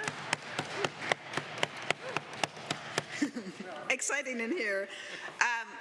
I'm delighted to have the opportunity to rise and speak to Bill 39, and I'm going to speak to a very specific section of this bill because it is near and dear to my heart, and I think that it is incredibly problematic. It is sadly the sort of thing that doesn't always get an enormous amount of public attention, but it is something that will impact the lives of people throughout this province, probably for years to come. So in this act, page 16, modifications are made to the Legal Professions Act, and those modifications, so Section 7, the Legal Professions Act, is amended, and essentially what it amends is something called the Alberta Law Foundation.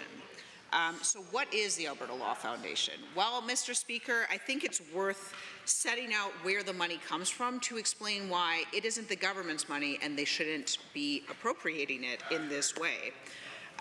So essentially, the Alberta Law Foundation is money. So lawyers have trust accounts. You put money in there when you buy a house, you put money in there if you retain a lawyer, and those trust accounts, like any other account in this province, generates interest. That interest goes into the Law Foundation. And so this isn't the government's money. It has nothing to do with the government. It didn't come from the government. It didn't start with the government. It's private individuals whose money is held in trust by a lawyer and that money earns interest. It would be a conflict of interest for the lawyers to keep the interest on that money because that would give them an incentive to keep the money in trust for longer, right? Which is not necessarily good. We don't want that incentive in the system, so that's not how we do it. So the lawyers don't get to keep the interest on the money sitting in their trust accounts, which is, in the case of a house purchase, potentially quite a lot of money, so quite a lot of interest. They don't get to keep it, and there are good reasons for that. So what do we do with that interest? Well, we don't give it to the government because it's not their money. If the government would like to have money, they can use the mechanisms available to them, like taxes, which are transparent to the public, which demonstrate to the public, so the public can look and say, this is the government taking money from me, because it's government for the people. People should be able to see that. There should be an element of transparency there. So it goes into the Alberta Law Foundation. Now, historically, because arguably the legal system has some interest in legal aid, some portion of the money has gone to legal aid. So why is it the government's responsibility to fund legal aid? It's the government's responsibility to fund legal aid because the government is who's prosecuting. So when the state chooses to take its sort of collective and large resources and target them on one individual, quite rightly, this is an individual accused of a crime, so quite rightly the state is using its resources to target that person, but in our legal system, that person is entitled to defend themselves. They are entitled to a defense. And in instances where that person cannot afford a defense, it becomes the state's problem to provide it for them. And I think that is very good and very valid. But let's be clear about whose responsibility it is. It is the government. It is us collectively. It is the government who is responsible for providing that funding for legal aid in those instances. Now, legal aid does do a few other things that make our system run better, things that arguably lawyers have an interest in. So historically, the Alberta Law Foundation, because of this, has put 25% of the money that's coming, again, from lawyers' trust accounts, not the government's money. Thought these guys were libertarians, apparently not so much. That money goes into legal aid. And everyone has agreed this. It's been the case for a number of years. There are boards who have agreed to it. And everyone has agreed that this is a just system. You could argue it potentially either way. But what's happening now is that the government has doubled their take. So they are taking private money, money that belongs to private citizens, that is interest on private trust accounts, that has nothing to do with them. They have taken it and taken power over it. So first of all, they're appropriating a bunch of that money to give it to legal aid to backfill for their obligations that they are not fulfilling. Constitutional, I might add, obligations that they have chosen not to fulfill to allow people to defend their rights. And so the government has appropriated money. And whose money is it that this UCP government has decided to take? Well, it is money that goes to organizations that do things like sexual assault prevention or protection of domestic violence victims. It is organizations that do human rights work, that do reconciliation work. It is organizations that do work to provide legal information, to provide information to the public about human rights. That is who the government has chosen to take money from in order to fulfill the obligations that they, I guess, don't feel they should fulfill. So this is incredibly problematic.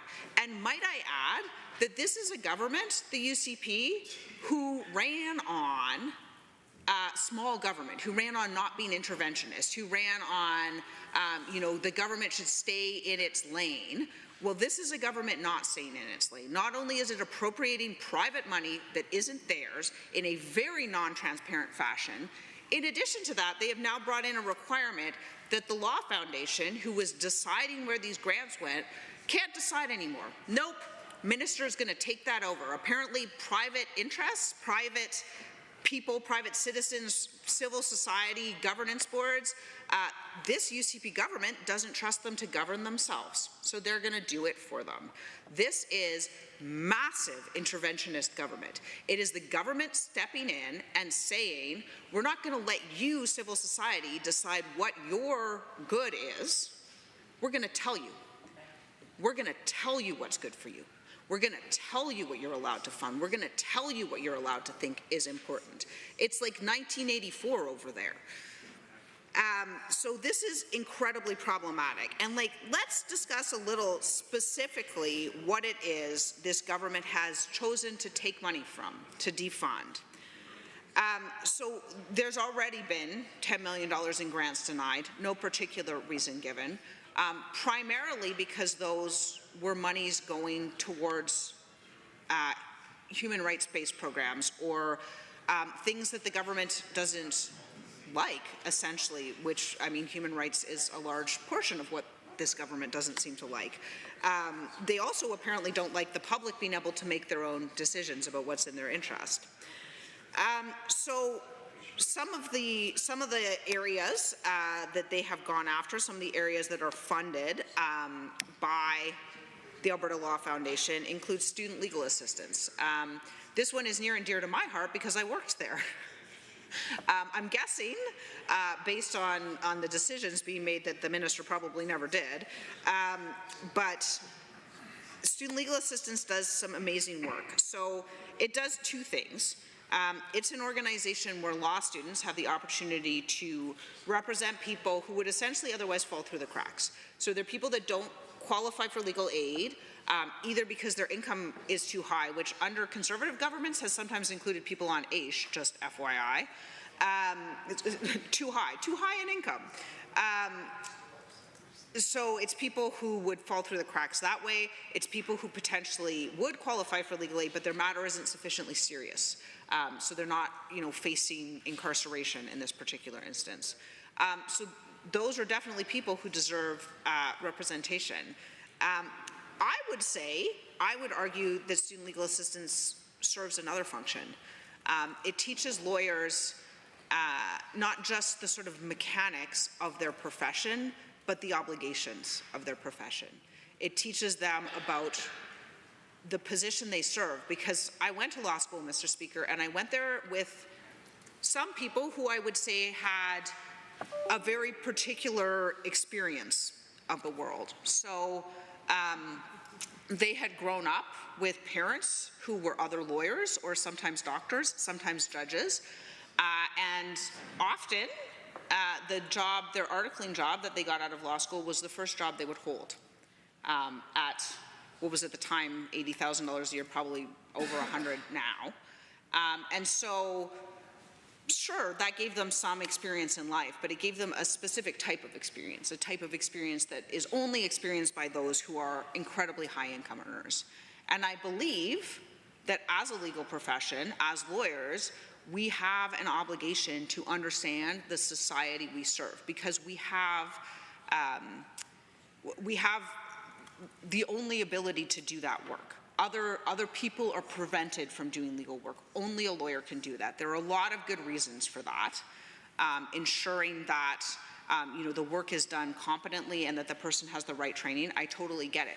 The result of that, though, is that we have the market cornered. Only lawyers can do legal work. So those lawyers, they need to understand. They need to understand the society they serve. They need to understand that most people's experience is not their experience, that most people's income is not their income, and that most people's circumstances in which they grew up or in which they came from are very different than their own. And student legal assistance, in my view, fulfills that function. It allows us to have conversations and interactions with people who are coming under the justice system who just haven't had the opportunities that we have had in life, who, if they were fortunate enough to grow up here with a public education system, didn't necessarily have the supports they needed, or if they needed outside tutoring, didn't have parents who were able to provide that, or their parents were working evenings and they were coming home by themselves and having to figure it out themselves. And so they have just had a very different experience, who didn't have something like someone like me would have, where I could leave my job and I could go back to school, because if I were to fall ill, I could go live with my parents, right? If I were to suddenly get cancer, I didn't need disability insurance. My parents would be there to protect me. Not everybody has that.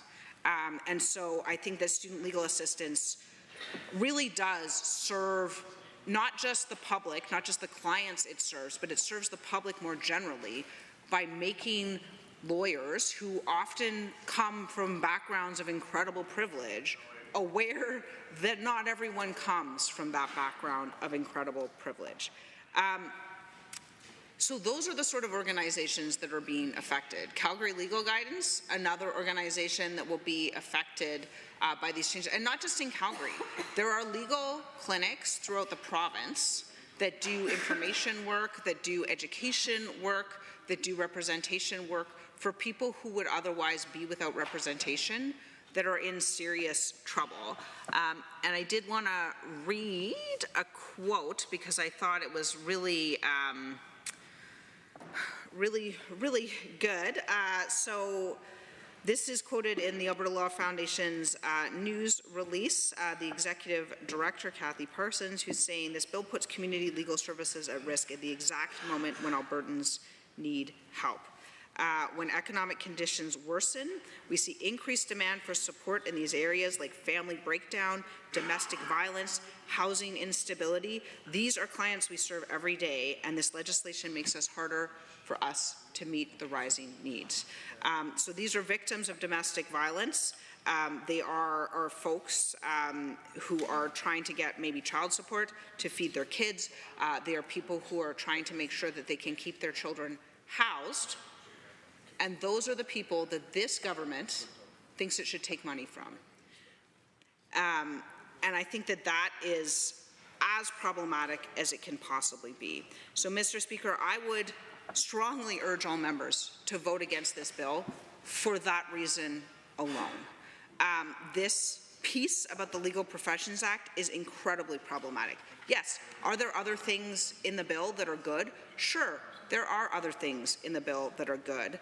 But I have a lot of experience with this, and I guess the three things I would say to sum up about the importance of this are, this is a government who is appropriating money that is not theirs. The money has nothing to do with them. It is interest on lawyers' trust accounts. They are appropriating money from people who are incredibly vulnerable, from people just trying to feed their children or get out of a domestic violence situation. They're appropriating money from human rights. Incredibly problematic. And Mr. Speaker, last I checked, this was supposed to be a government who didn't believe that the government was meant to interfere in civil society, and that is exactly what they are doing. It is absolutely shameful. Thank you. Are there others? The Honourable Member for Edmonton Decour. Mr. Speaker, I rise to speak to Bill 39 Financial Statute Amendment Act. It's an omnibus bill which comes up with changes to 8 different acts.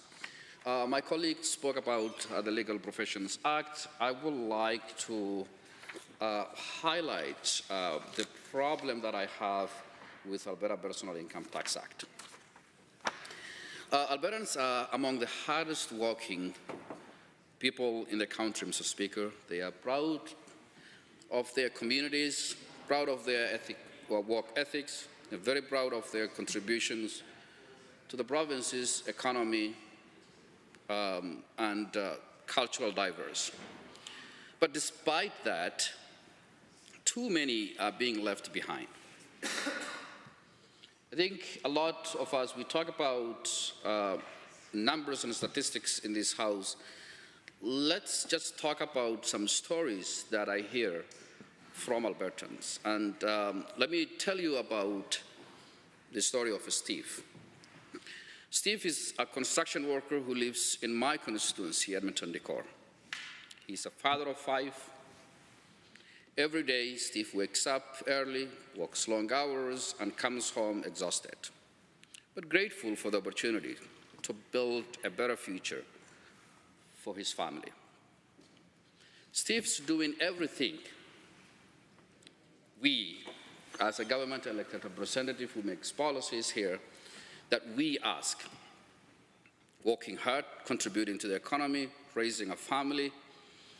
Yet, despite these efforts, he's falling farther behind. Last year, let's say, Steve made about $44,000 annual income. But over the past years, his rent has been going up by 20%. His grocery bills have shot up. His utility bills are climbing month after month. In fact, last year, 2024, Albertans paid the highest utility bills, almost 40% more than the rest of the country.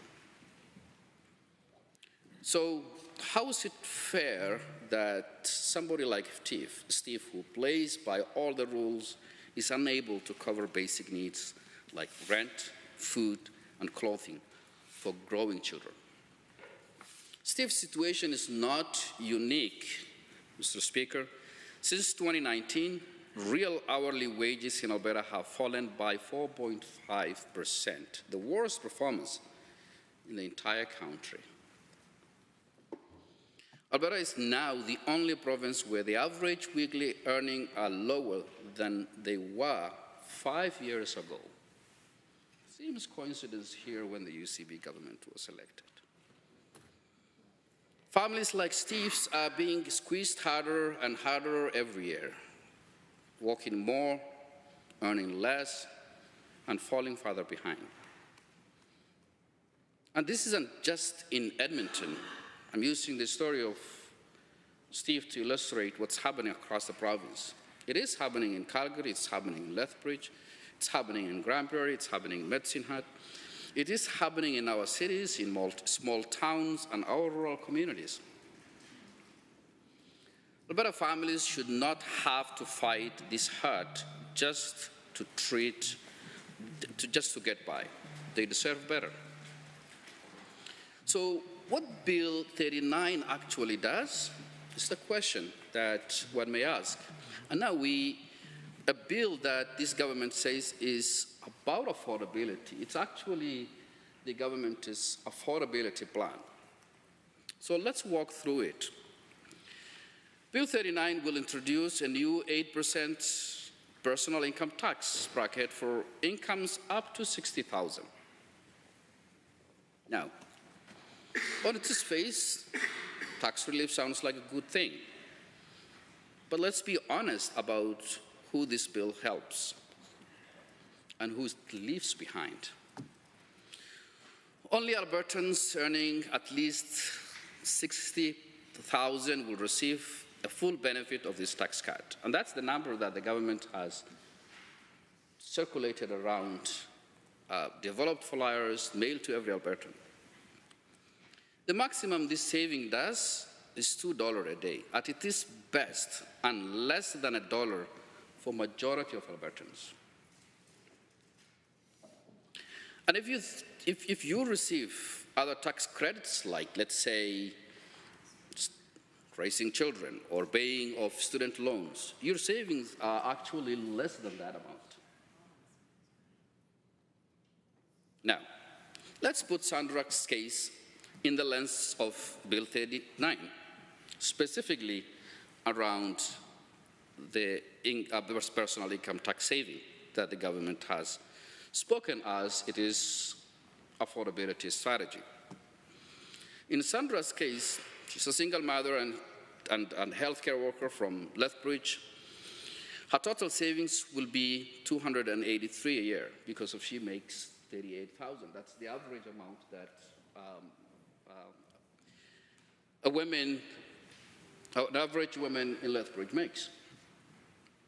That's just 78 cents a day.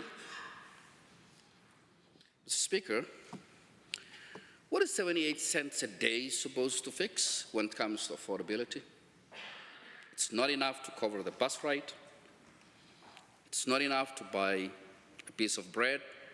It's not enough to change the reality of working parents juggling bills, raising rent, grocery costs, and other outpacing their paychecks. Meanwhile, it doesn't stop there. The government also introduces education property tax, meaning that Albertans will pay more for their homes. Use the case of Sandra, use the case of Steve, they will have to be paying more. And it introduces 38 new fees, adding the already rising costs to more. Starting from vehicle registrations, they will have to, Steve has to pay more, and Sandra has to pay more. So any savings that you may think, like, let's use even the $2 that the government is saying that this is the affordability plan that we have put in place. Let's not also forget the broader impact. Who doesn't benefit from? 30% of Albertans' income tax fillers pay no income tax at all, so they are not among. And don't forget, those are the ones who need affordability support the most. You may wonder who includes these 30% who are not tax fillers. So this includes students struggling with tuition and housing problems. They won't benefit from whether it is 78 cents or whether it is $2, whatever amount we debate on. It includes seniors on fixed incomes. It doesn't do anything. It includes Albertans living with disabilities who are already stretched thin. This affordability plan leaves out the very people that are hit hardest by inflation, by rising housing costs, by stagnant wages, or by fixed income. Speaker, no one disputes that tax relief can be a helpful tool. But when that relief is so narrowly distributed, when it offers so little for those who need the most, and when it's paid for by making life more expensive elsewhere, whether it is new fees or new taxes, it's fair to say that this bill misses the mark.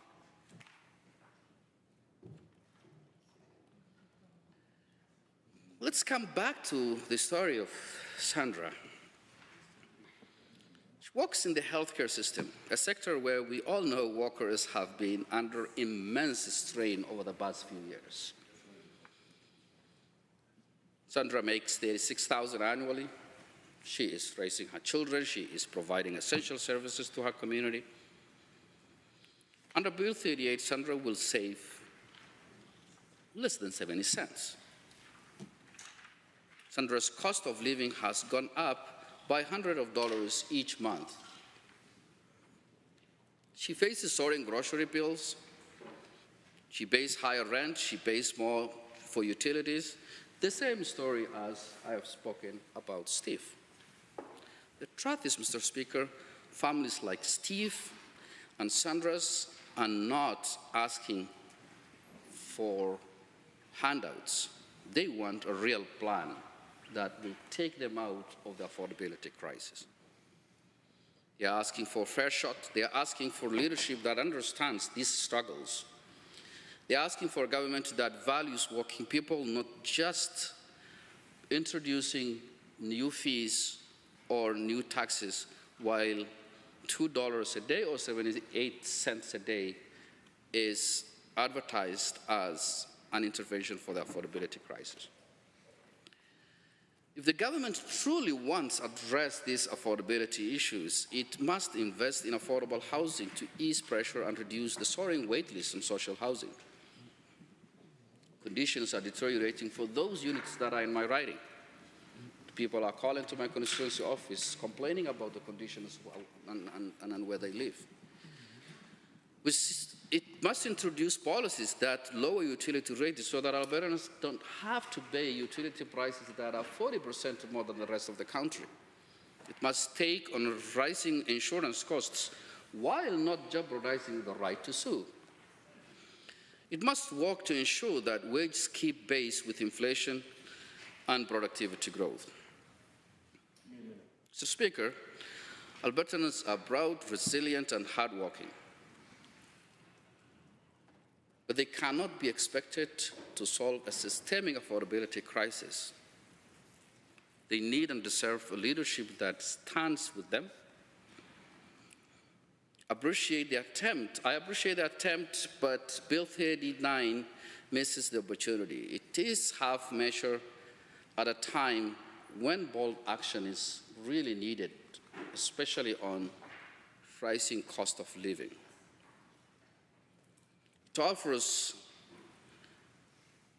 less than $2 a day while ignoring the deeper working inequalities across our province. That's why, Mr. Speaker, I cannot support Bill 39. Because, Mr. Speaker, families like Steve's, families like Sandra's, the 30% who are the most hit hard on affordability crisis, that includes students, that includes people with disabilities, that includes seniors on fixed income, and families that are really struggling with affordability deserve better plan. A plan that tackles on the cost of drivers of family budgets. A plan that addresses the real pressures that they face.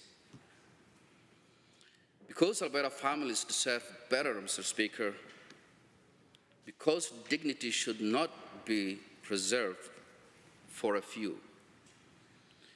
Because real leadership means tackling the affordability crisis head-on. And as we know, Mr. Speaker, better is always possible. And I ask all the members in this House to vote for better and to vote against Bill 39. Thank you, Mr. Speaker.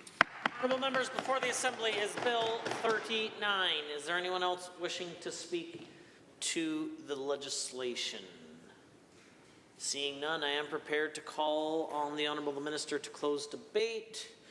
Honourable members, having heard the motion as proposed by the Honourable Minister for second reading of Bill 39, the Financial Statutes Amendment Act 2025, all those in favour of the motion, please say aye.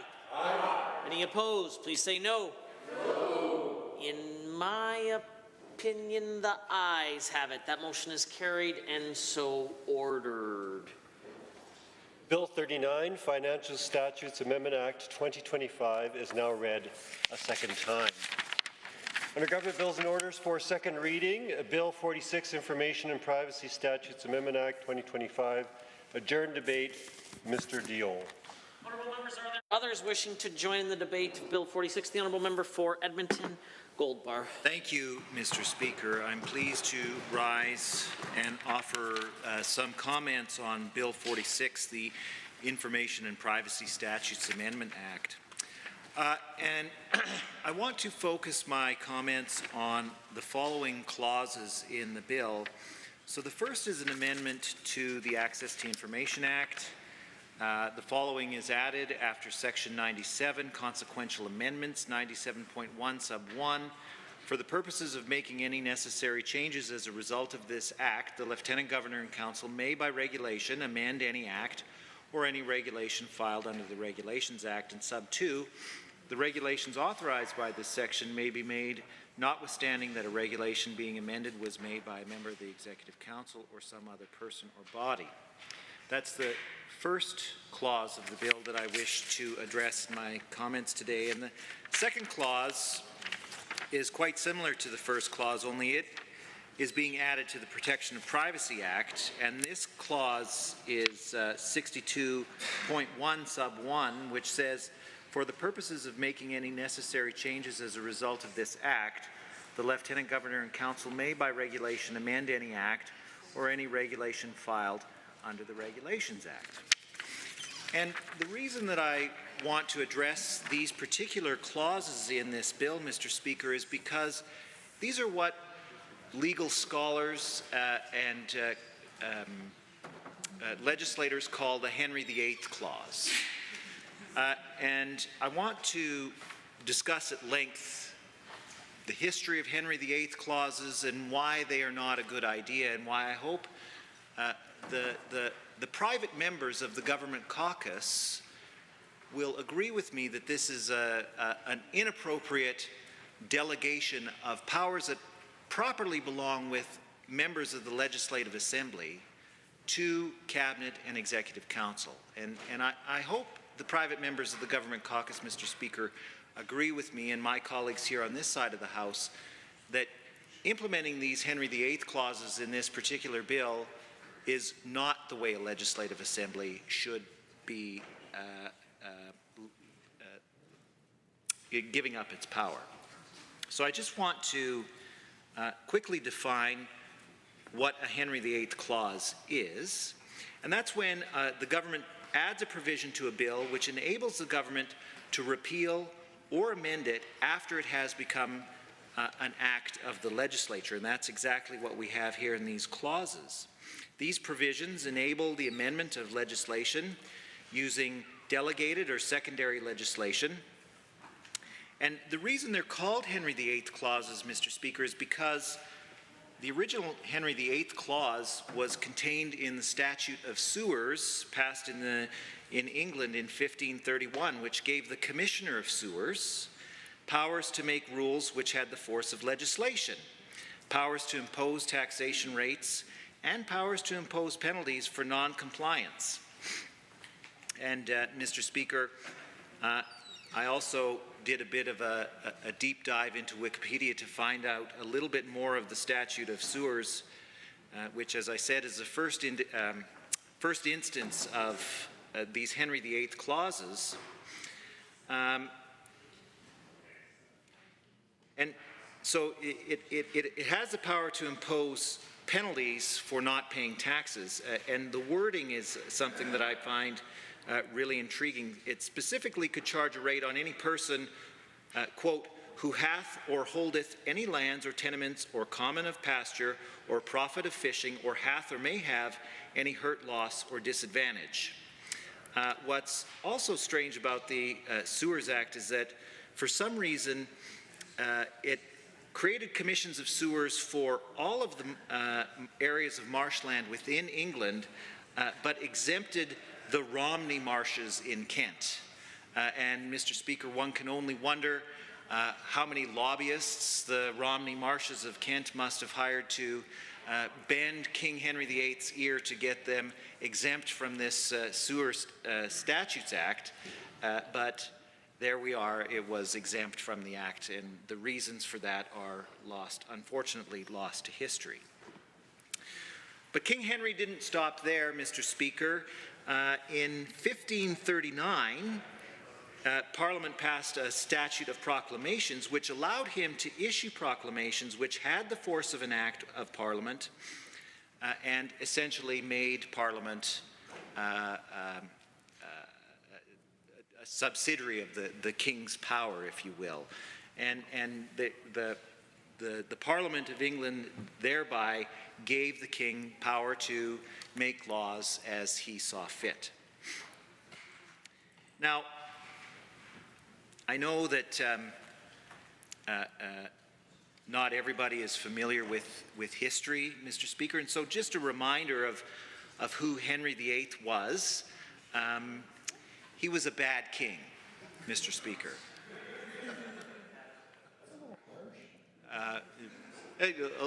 I hear the Minister of Infrastructure saying it's a little harsh, perhaps. You know, the Minister of Infrastructure shares King Henry VIII's penchant for wives. I don't know. For his wife's sake, I hope he doesn't, because if anybody knows anything about Henry VIII, it's how he treated his wives, and it was not well. The good news is that in 1539, the Act of Proclamation of 1539 was repealed when King Henry VIII died in 1547. But legislatures throughout history have continued to try to bring back these Henry VIII clauses. And in fact, there have been a number of cases in the United Kingdom where these clauses have been implemented. A 1932 report of the Donoughmore Committee found that between 1888 and 1929, only 9 Acts of Parliament in the UK contained such clauses. Thereafter, there were none until the Second World War, but then they returned in growing numbers, and concerns were more frequently expressed in the 70s and 80s. And controversy reached a height during the passage of the Deregulation and Contracting Out Act of 1994, which also contained such clauses. Now, one thing that the UK was concerned about at the time was that the proliferation of Henry VIII clauses in the 70s and 80s and 90s reflected the influence of civil servants. That it was the unelected deputy ministers and higher functionaries in government who were responsible for writing these clauses into legislature and hoping that, you know, the work of the legislature could be given to them, because I assume that they thought that they would do a much better job than we were, or than legislatures were doing. Now, there are a number of concerns that have been raised time and again with these Henry VIII clauses, and the first among them is that these types of clauses bypass the authority of the legislature. Sorry, I've got a number of notes here, and I'm just trying to read them.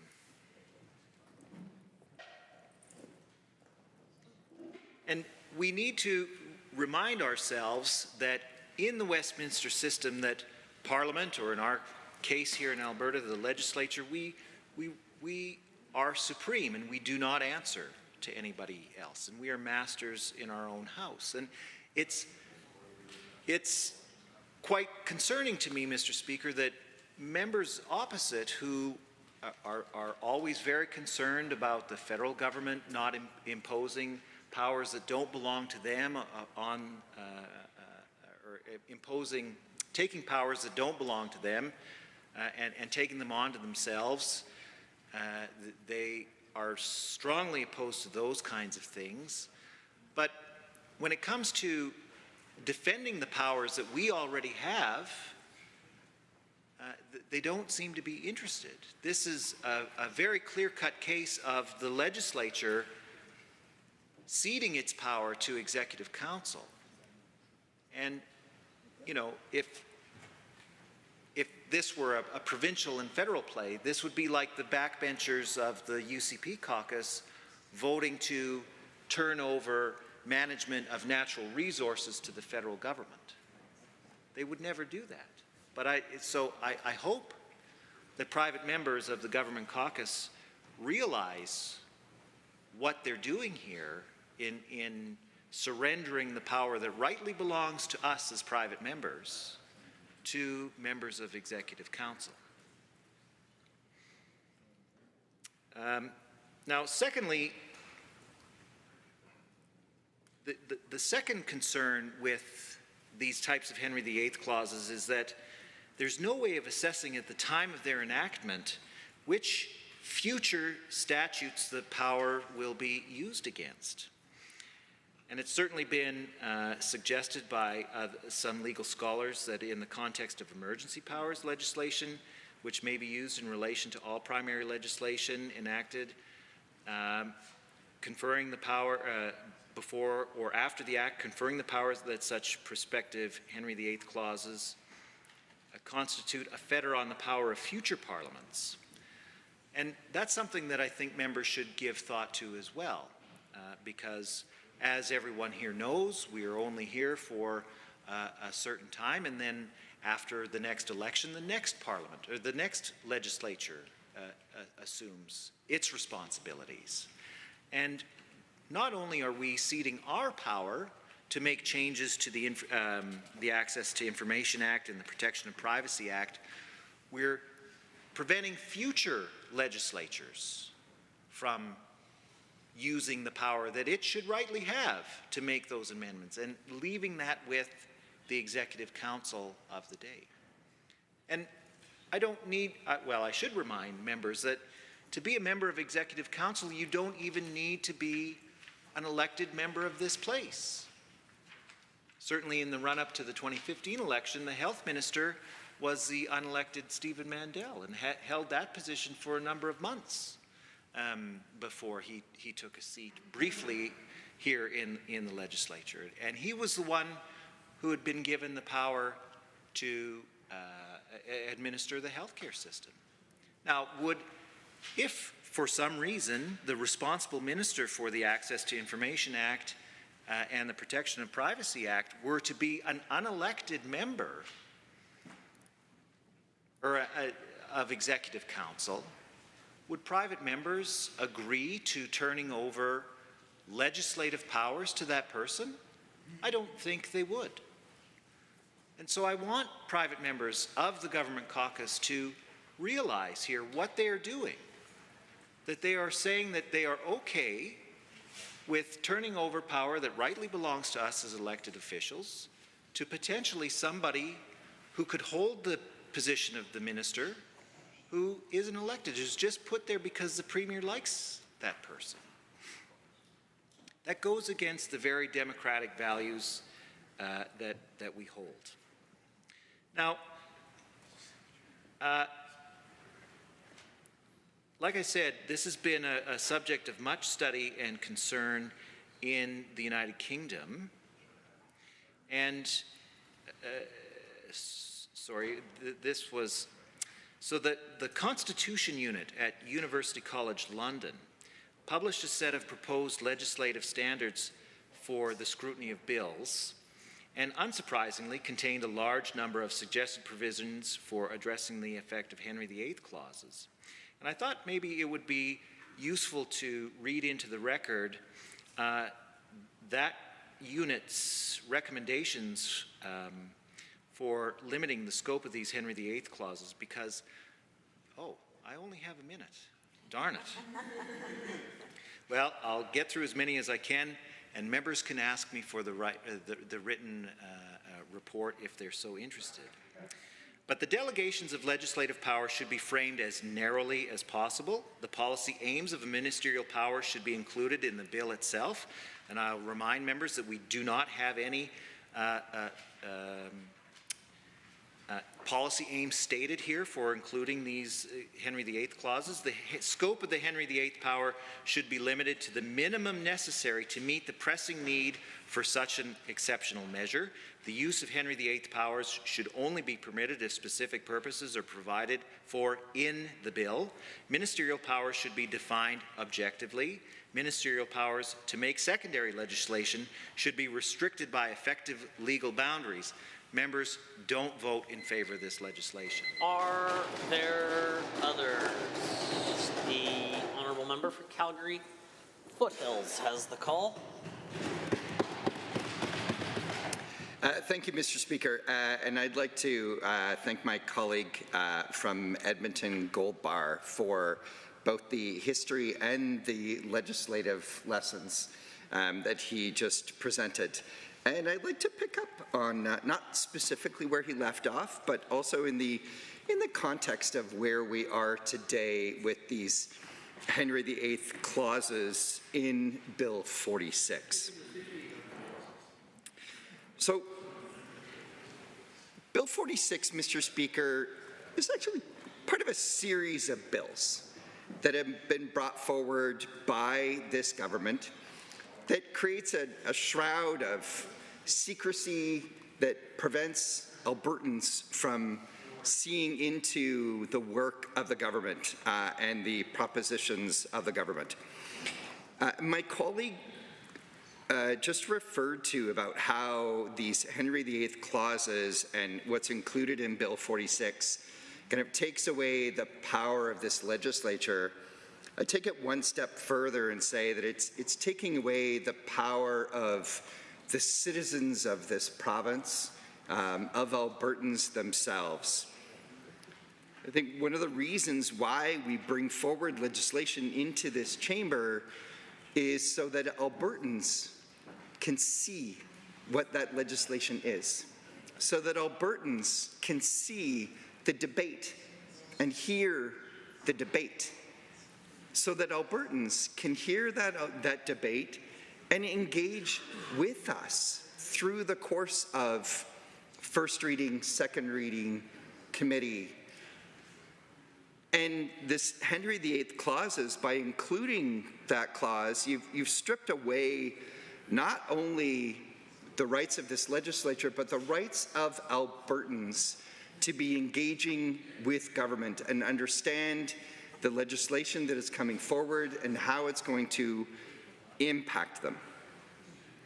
So this legislation is just another piece of legislation that centralizes control in this government. As I said, Mr. Speaker, it's a part of a series of actions by this government to make it more difficult for Albertans to see the work of government, to access information, and discover the implications of the decisions being made by this government. So I'd like to just take a moment to talk about the last couple of years and the storyline, the arc of legislation for this government in centralizing control, limiting access to information.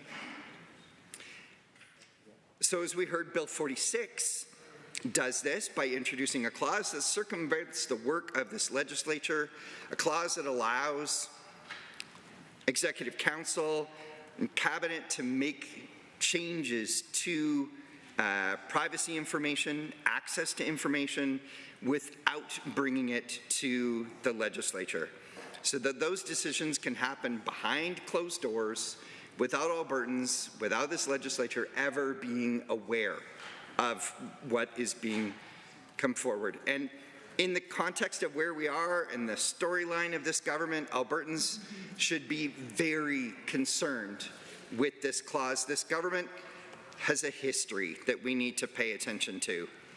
Just a couple of years ago, this government and the Premier felt that they needed greater latitude in accepting gifts in the course of their work. And in understanding this, you know, the solution was Bill 8, the Justice Statutes Amendment Act that amended the Conflict of Interest Act to change the rules on the acceptance of gifts. This government talks about how they care about transparency and accountability, but as they say, actions speak louder than words.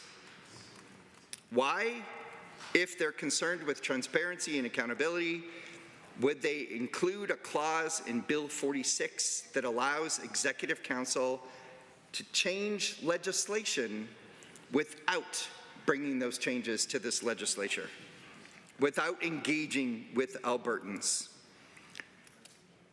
Why would that same government have introduced Bill 8 to make changes to gifts that they can receive without disclosing to Albertans? Again, this is just a part of a trail of breadcrumbs that brings us to Bill 46, Mr. Speaker. Because after Bill 8, this government made one step further. And as a committee was struck and reviewed the Conflict of Interest Act, recommendations were brought forward that were included in further legislation. That committee heard from multiple stakeholders, including the former Ethics Commissioner, but most of those recommendations from that commissioner were ignored. Some important changes that were not recommended by the commissioner that are connected to Bill 46 came forward in Bill 34.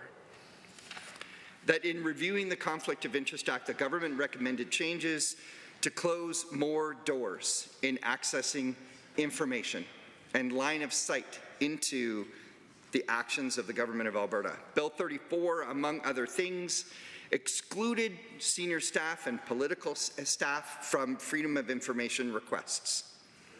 That through those exchanges between cabinet and senior staff and political staff now became part of executive privilege, cabinet privilege, and could not be accessed through FOIP requests. The Bill 34 expanded the definition of cabinet confidentiality to include political staff.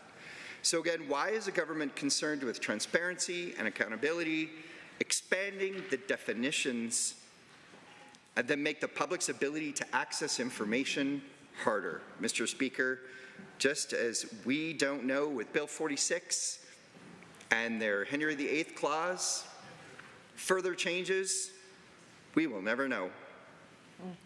Bill 34 made appealing FOIP responses more difficult. While formerly it could go directly through the Information and Privacy Commission, now Albertans need to file first complaints through the body that initially responded to the FOIP before they can go to the Commissioner. And again, these changes are being made by a government that is apparently concerned with transparency and accountability. And this government, again, that is now proposing Bill 46, making further changes to privacy legislation without coming through this chamber. Mr. Speaker, now might be a good time to remind the government and all Albertans, just trying to read the Speaker's thumbs up, thumbs down, not sure if he's agreeing with what I'm saying. And all Albertans, that this government is currently embroiled in the worst corruption scandal ever experienced by a government in Alberta. That's right. A corruption scandal that alleges that members of cabinet stepped in to intervene in the decisions being made by public servants. A corruption scandal that now appears that members of cabinet are firing public servants and government-appointed board members to hide information. Mr. Speaker, this government is allegedly hiding information from members of this legislature and Albertans as they provide bloated private sector surgical contracts to their friends.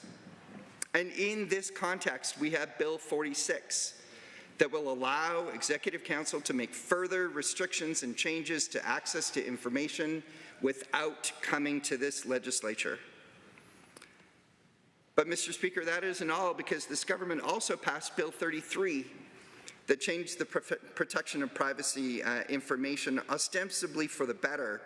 And yet, while saying that we're making it for the better, the Information and Privacy Commissioner recommended mandatory breach reporting, that public bodies report privacy incidents to their office and provide the office with the power to require public bodies to notify affected individuals.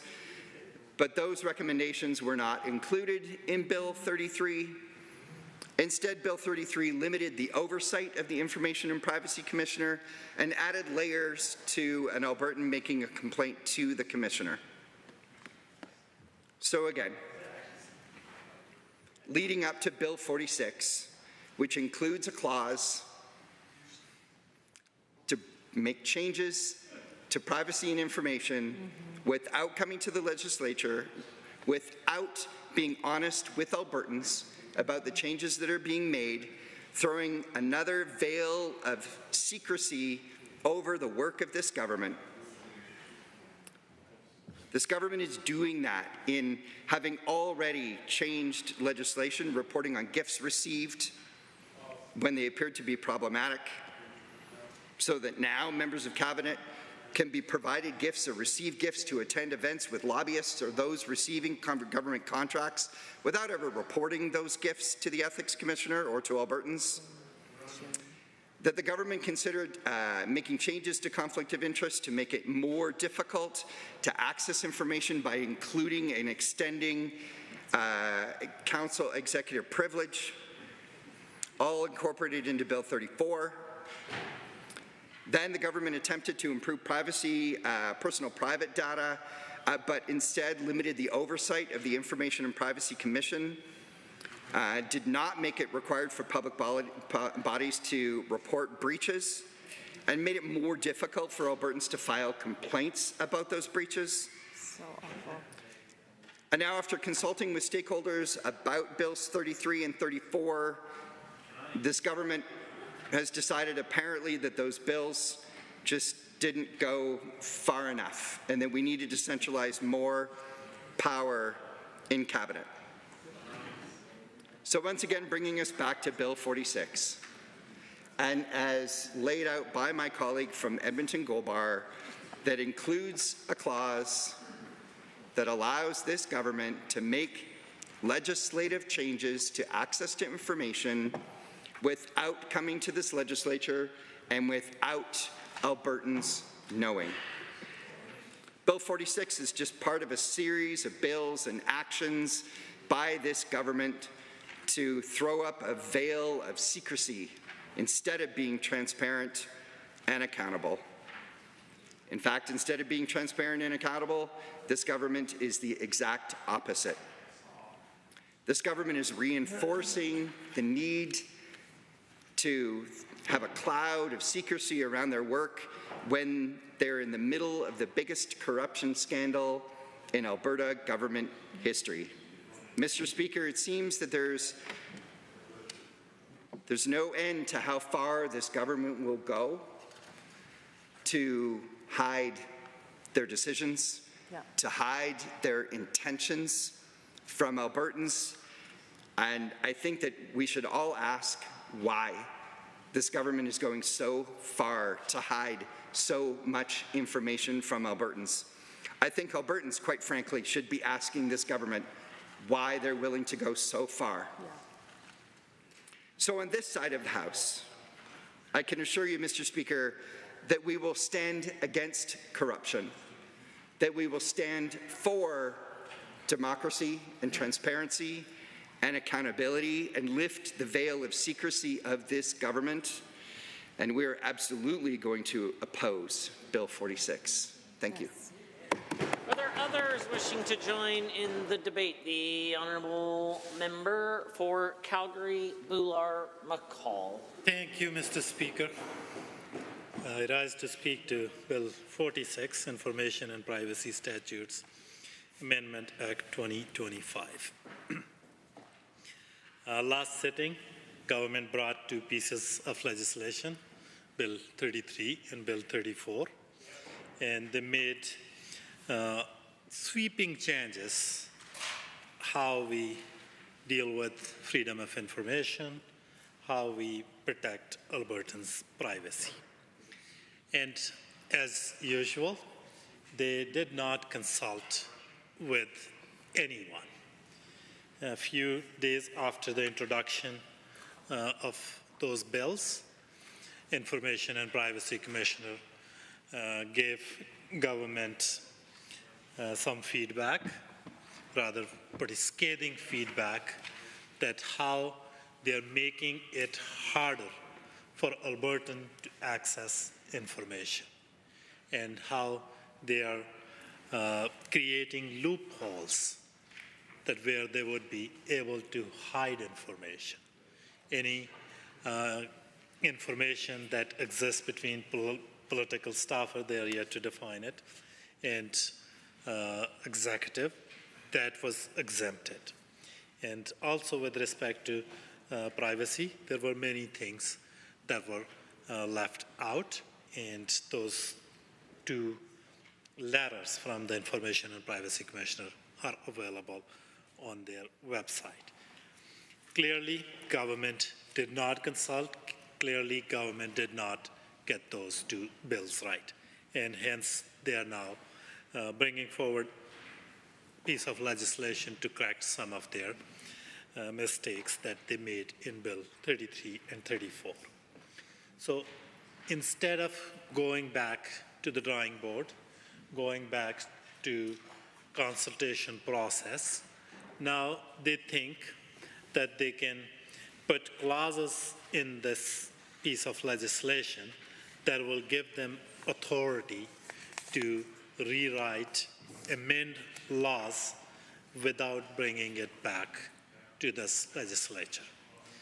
Henry VIII clause. My colleague from Edmonton Gold Bar went into super long and interesting detail of Henry VIII clause when it was used, who brought it up. So I won't go that far, but I would say that we come a long way from King Henry and his these authoritarian kind of clauses that allow the executive to bypass the normal legislative processes and write laws as they see fit without any legislative oversight. We have come a long way from that, and quite like around 20th century, later half of the 20th century, everybody was moving towards democratic regimes, and democratic government emerged as ideal for everyone. However, Mr. Speaker, since 2011, Democracy Watch noted that things have changed. And since 2011, the adoption of democracy has declined. And they also gave some reasons for that as well, that why that's the case, that democracies are declining. And one of those reasons was that the reduction of checks and balances on executive and legislature powers was the result of erosion of the rule of law and democracy. So in short, how well a government cares for its citizens, rich and poor, is fundamental to democracy and the rule of law. And when government, instead of admitting that they got something wrong, they want to put clauses in this legislation that will give them power to do whatever they see fit, amend any act or regulation as they see fit, I think they're doing a disservice to this House, they're doing a disservice to rule of law, they're doing a disservice to democracy in this province. This clause, clearly, it undermines the principles of parliamentary democracy, parliamentary sovereignty, and it allows executive to circumvent processes that are in place for good reason. And government wants us to believe that this clause is there to make some minor grammatic errors, to correct some minor grammatical error, typos, and change the name of the legislation. As you would know, Mr. Speaker, that we, over the years, have a bill called Miscellaneous Statutes Amendment Act that comes at the end of every session. And if there are things like some minor errors, if there are things like typos, if there are some changes, updates to legislation names or legislative provisions, that's the statute we use to correct those mistakes. And that doesn't take too much time. That usually is shared with the opposition and passes through the legislation quite quickly. If government really wants to correct some of those kind of cosmetic mistakes, they could also bring forward a Miscellaneous Statute Amendment Act that could cover and provide for these corrections. However, government is giving themselves power to amend laws. Back in the day when Premier Kenney was part of the legislature, before being kicked out by, in his words, people. I don't want to use that word, but before that, he also tried to put a similar Henry VIII clause in House statute. And quite frankly, Mr. Speaker, that didn't go well for him either. There are other governments that have tried this clause as well. And again, that didn't go well for them either. And this government also lacks any kind of trust or credibility to be taken on their words. They cannot be trusted. They will say one thing and will do quite opposite. I'm sure Minister of Education will be interested in some examples, so I will try to come up with some examples. Before 2023 election, this government promised Albertans that if they get elected, nobody will be touching their pensions. They dropped Alberta pension plan idea. And throughout the campaign, they put that on back burner. If pressed, they would say that your pensions are safe, we are not doing anything about the pensions. And when they got elected, they passed a legislation and paving the way for an Alberta pension plan.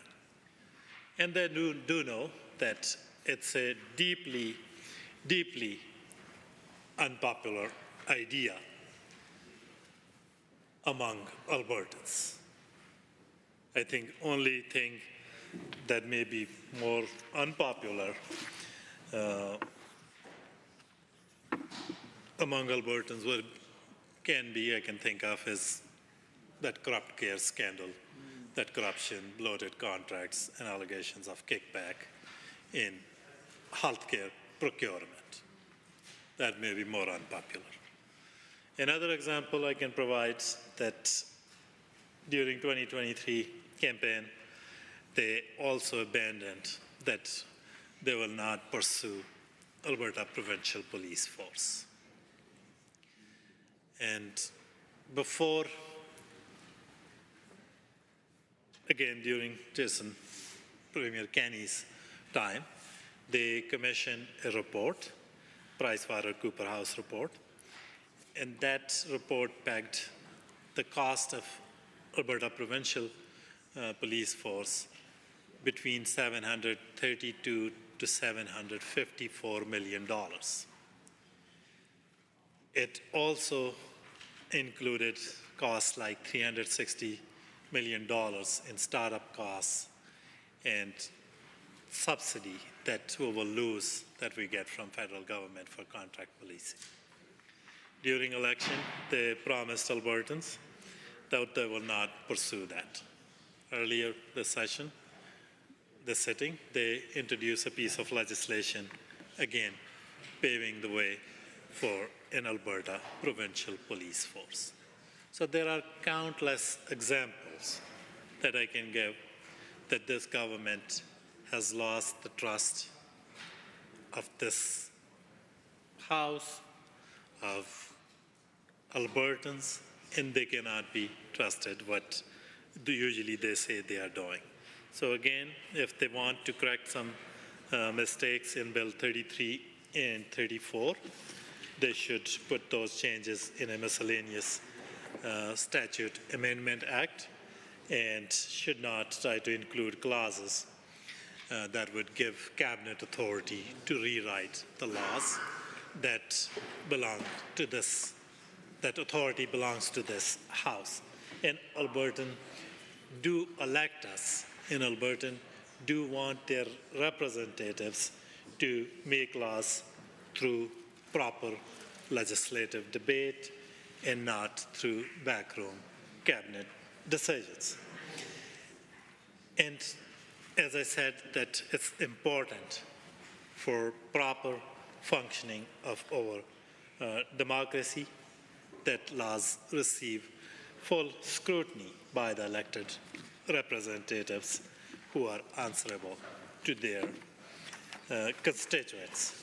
And adding Henry VIII clause completely defeats that process and that purpose. The legislative process specifically exists to prevent government from making sweeping changes, government from making decisions behind closed doors, government from making changes through regulation and governing without any accountability. And if we pass this piece of legislation, this will give government that power. So to all members of this House, in particular, those who are not part of the executive, you will never see how this power will be exercised. You would not have any control of cabinet decisions. You would only hear about the decision when it's made. So do not give up your power. Do not give up your responsibility to debate legislation in this House. That's not helping your constituents, that's not helping our constituents, and that's not helping us strengthen legislative process and strengthen our institution of democracy. One last thing I would say, that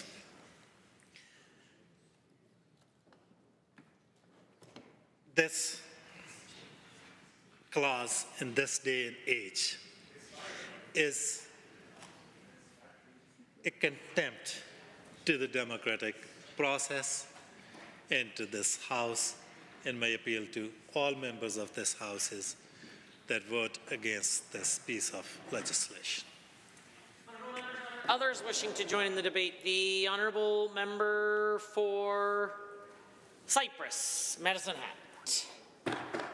Thank you, Mr. Speaker. You know, as I've been reading through this bill and connecting with constituents, you know, an example that was brought forward by one of my constituents is the thought of scrolling through on their phone, and the example of where they were talking about a hockey camp idea for their kid to be able to attend. And what's the next ads that pop up on their phone were around hockey gear and hockey camp. I have to think that it's more than just a little bit odd that sometimes when we mention to friends or family or even colleagues in passing now that we end up getting this type of advertising that's now specifically tailored to conversations that we've had. It's this moment that, really made me realize just how much of our own personal data is out there and how it's being used. If you have an online presence really of any type, even if that means just using Google, your data is being collected and stored somewhere constantly. Often our data is shared without our knowledge. Now let's consider another perspective. When we go online to search maybe about government services or request our own information from public bodies, it should be simple and transparent, don't you think? I think so. But in reality, navigating these systems can feel like a bit of a maze sometimes.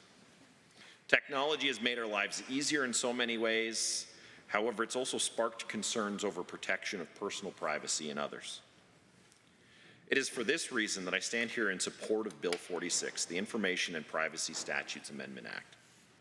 If passed, this bill will be a step in the right direction towards the necessary protections of everyone's personal information while ensuring transparency in how public data is shared. Mr. Speaker, recently I bought an electric toothbrush. It was an Oral-B. And they ask you to download the app. And when you're going through, they give you the option to check off accept terms of service. And if you just click that box without reading what that terms of service actually entails, you actually find out that your personal information on how you brush your teeth, how much time you spend brushing your teeth, actually gets shared with third-party advertisers through the app. That can be rather problematic because this kind of warning of your personal information being used is not part of the app's initial information. You have to go searching for that. I thought it was pretty interesting that you start looking at even things like our Alexa's devices at home or the Amazon Fire devices. And again, your personal data is collected and shared. Mr. Speaker, this last fall, our government passed legislation that will repeal the Freedom of Information and Protection Act, or FOIP, and split it into two separate pieces of legislation: the Protection of Privacy Act and the Access of Information Act. Since this, we've worked to implement the feedback from consultation with the public bodies about drafting regulations which our amendments reflect. These minor administrative housekeeping amendments that we're proposing are required for clarity and streamlining in both the Protection of Privacy Act, or the POPA, and the Access of Information Act, the ATIA, which were passed in December of '24. Our corrections are limited to spelling, grammar, punctuation, numbering, lettering, spacing, formats, and clearly unintentional redundancies or omissions of specific words. Simply put, we aren't looking to change the Act, we're just looking to provide clarity. And I want to make it clear that these amendments serve as a bigger purpose than just refining technical details. They reflect our ongoing commitment to protecting personal information in a new digital age where privacy is increasingly at risk. These updates show our commitment to creating a system for accessing public information that remains functional, transparent, and accessible for everyone. The changes that we would like to make may seem small, but they're important. We are continuously working to ensure that the laws governing how this information is handled remain current and fit for purpose. As more of our lives move online, more of our data is being shared, stored, and processed in ways that we may not fully realize. Our privacy is not merely something that we should take for granted, and frankly, I believe that we need to do even more. To wrap things up, Mr. Speaker, we're living in a time where technology plays a huge role in our daily lives. And while this has made so many things easier, it's also created a lot of gray areas and a lot of questions around how our personal information is being protected. While some may find it inevitable that our information is going to get out into the world, I think that we need to ensure we have as much control as possible. Thank you, Mr. Speaker. Honourable members, are there others? Seeing and hearing none, I am prepared to call on the Honourable Minister of Technology and Innovation to close debate. Having heard the question as proposed by the Honourable the Minister of Technology and Innovation for second reading of Bill 46, Information and Privacy Statutes Amendment Act 2025. All those in favour of second reading, please say aye. Aye. Any opposed, please say no. No. In my opinion, the ayes have it. That motion is carried and so ordered. Bill 46, Information and Privacy Statutes Amendment Act 2025 is now read a second time. The Deputy Government House Leader. Mr. Speaker, it's been a productive afternoon debate. The government will be returning to more bills, but for now I ask that the Assembly be adjourned until 7:30 this evening. Honourable members, having heard the motion to adjourn, all those in favour, please say aye. Aye. Any opposed, please say no. In my opinion, the ayes have it. That motion is carried, so ordered, and the House stands adjourned until this evening at 7:30 p.m.